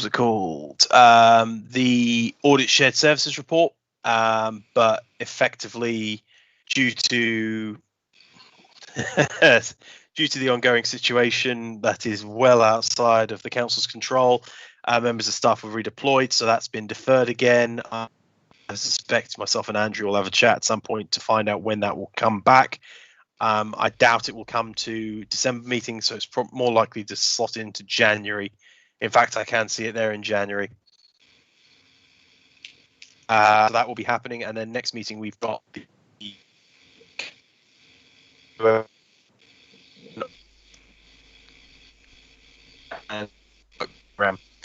and then on the 19th we've got the final program of the budget and also the audit shared services. Callum, is there anything I've missed there? No, I won't take up much of your time as it's getting late now. Yep, you've said it right there. So December we've got capital, special items, and updated revenue. Along with that, you'll notice on agenda page 69 there's an update regarding the May 2021 elections. And what this is it's an item that Andrew Moulton is going to bring as the returning officer, essentially, and he just wants to inform the committee of the arrangements for May 2021, including the timing of the counts. Because of planning for COVID, there are some potential changes into what members might normally expect, just to be able to manage it safely. I'm seeing they're thinking about the counts and they can't sit as close together, so it's going to take a while, is my gut feeling to begin with. We've already had a couple of meetings that have been full days, put it that way. So yes, it's very complicated, and alongside that we've got the council tax reduction scheme coming along. So this was, if members remember, this came to council a couple of years ago, and there were a couple of issues, and sort of it was resolved that in future when there were changes being made, they would come to scrutiny first, and it was going to go to ONS management, but it just so happened that it actually fitted in really well with the office's timeframes if it came to our meeting in December. So that's why it's with us. So we've kidnapped it. Yes, but it's handy because Graham and John will already be here, so it actually works really well. That makes sense. That makes sense. And then yes, January we've got the final budget discussions and the audit shared service, which hopefully should be coming. Other shared services and council-owned companies, I'm working on getting dates for them. I have got a couple of notes here from previous meetings. We're expecting an update on burial grounds and specifically the crematorium fairly soon. And also I believe there's an update members requested for the community safety partnership, especially looking at, I think there were some requests, updated figures around domestic abuse, things like that. Yes, there was. My gut feeling for that would be to slot them into January. as things stand, because I think I'm going to be brutally honest with December. There's going to be some. I think we're all going to have a lot to say on the elections. We're going to have a lot to say on the capital. So I think, and we got the council tax reduction scheme. I think this is going to be a very busy and heavy meeting, 3 days before Christmas. I don't think we can reasonably fit in any more on that particular meeting. So we'll just have to go for a bit longer in January. Indeed, we've got January, but also we can. The next meeting is in March, so I mean, neither of those items. My point is, we've got time, but yeah, I can speak to the officers December and sort of is ask. A no-go right now, I can speak to both of the officers for both of those items and sort of say, could you get something together for 19th of January? And if not, then I can give them the fallback of March. But I'm just conscious that those are things members have asked for, and we want to make sure they're done before the municipal year ends. Indeed, I completely agree there. So I will work on that unless there's anything else that members want to come sort of sooner rather than later. As I say, I'm working on the other council-owned companies and shared services. Obviously, there's no way we're getting them done before the end of the municipal year, but that'll be just an ongoing thing that we can look at sort of next year as well.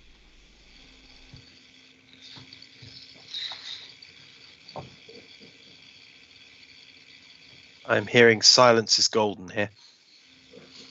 Oh, Chairman, I'd just add that however long the borough count takes, it must be quicker than the US presidential.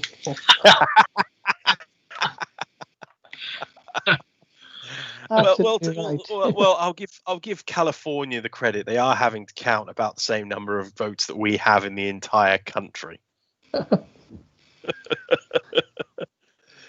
At least it's not as complicated as the Australian election, which I believe that takes about 3 months. But yeah, okay. With that, members, there's nothing else I have on. At 22:10. To everyone watching on YouTube, thank you very much for watching tonight, and members, thank you very much for. If there is anything else, don't hesitate to drop me and Callum a note. Other than that, all I can say is thank you very much and have a good night's sleep, as we are well past bedtime for me. Good night. Good night, guys. Thank you. Good night, everyone. Good night. And you look like you need to sleep, Guy.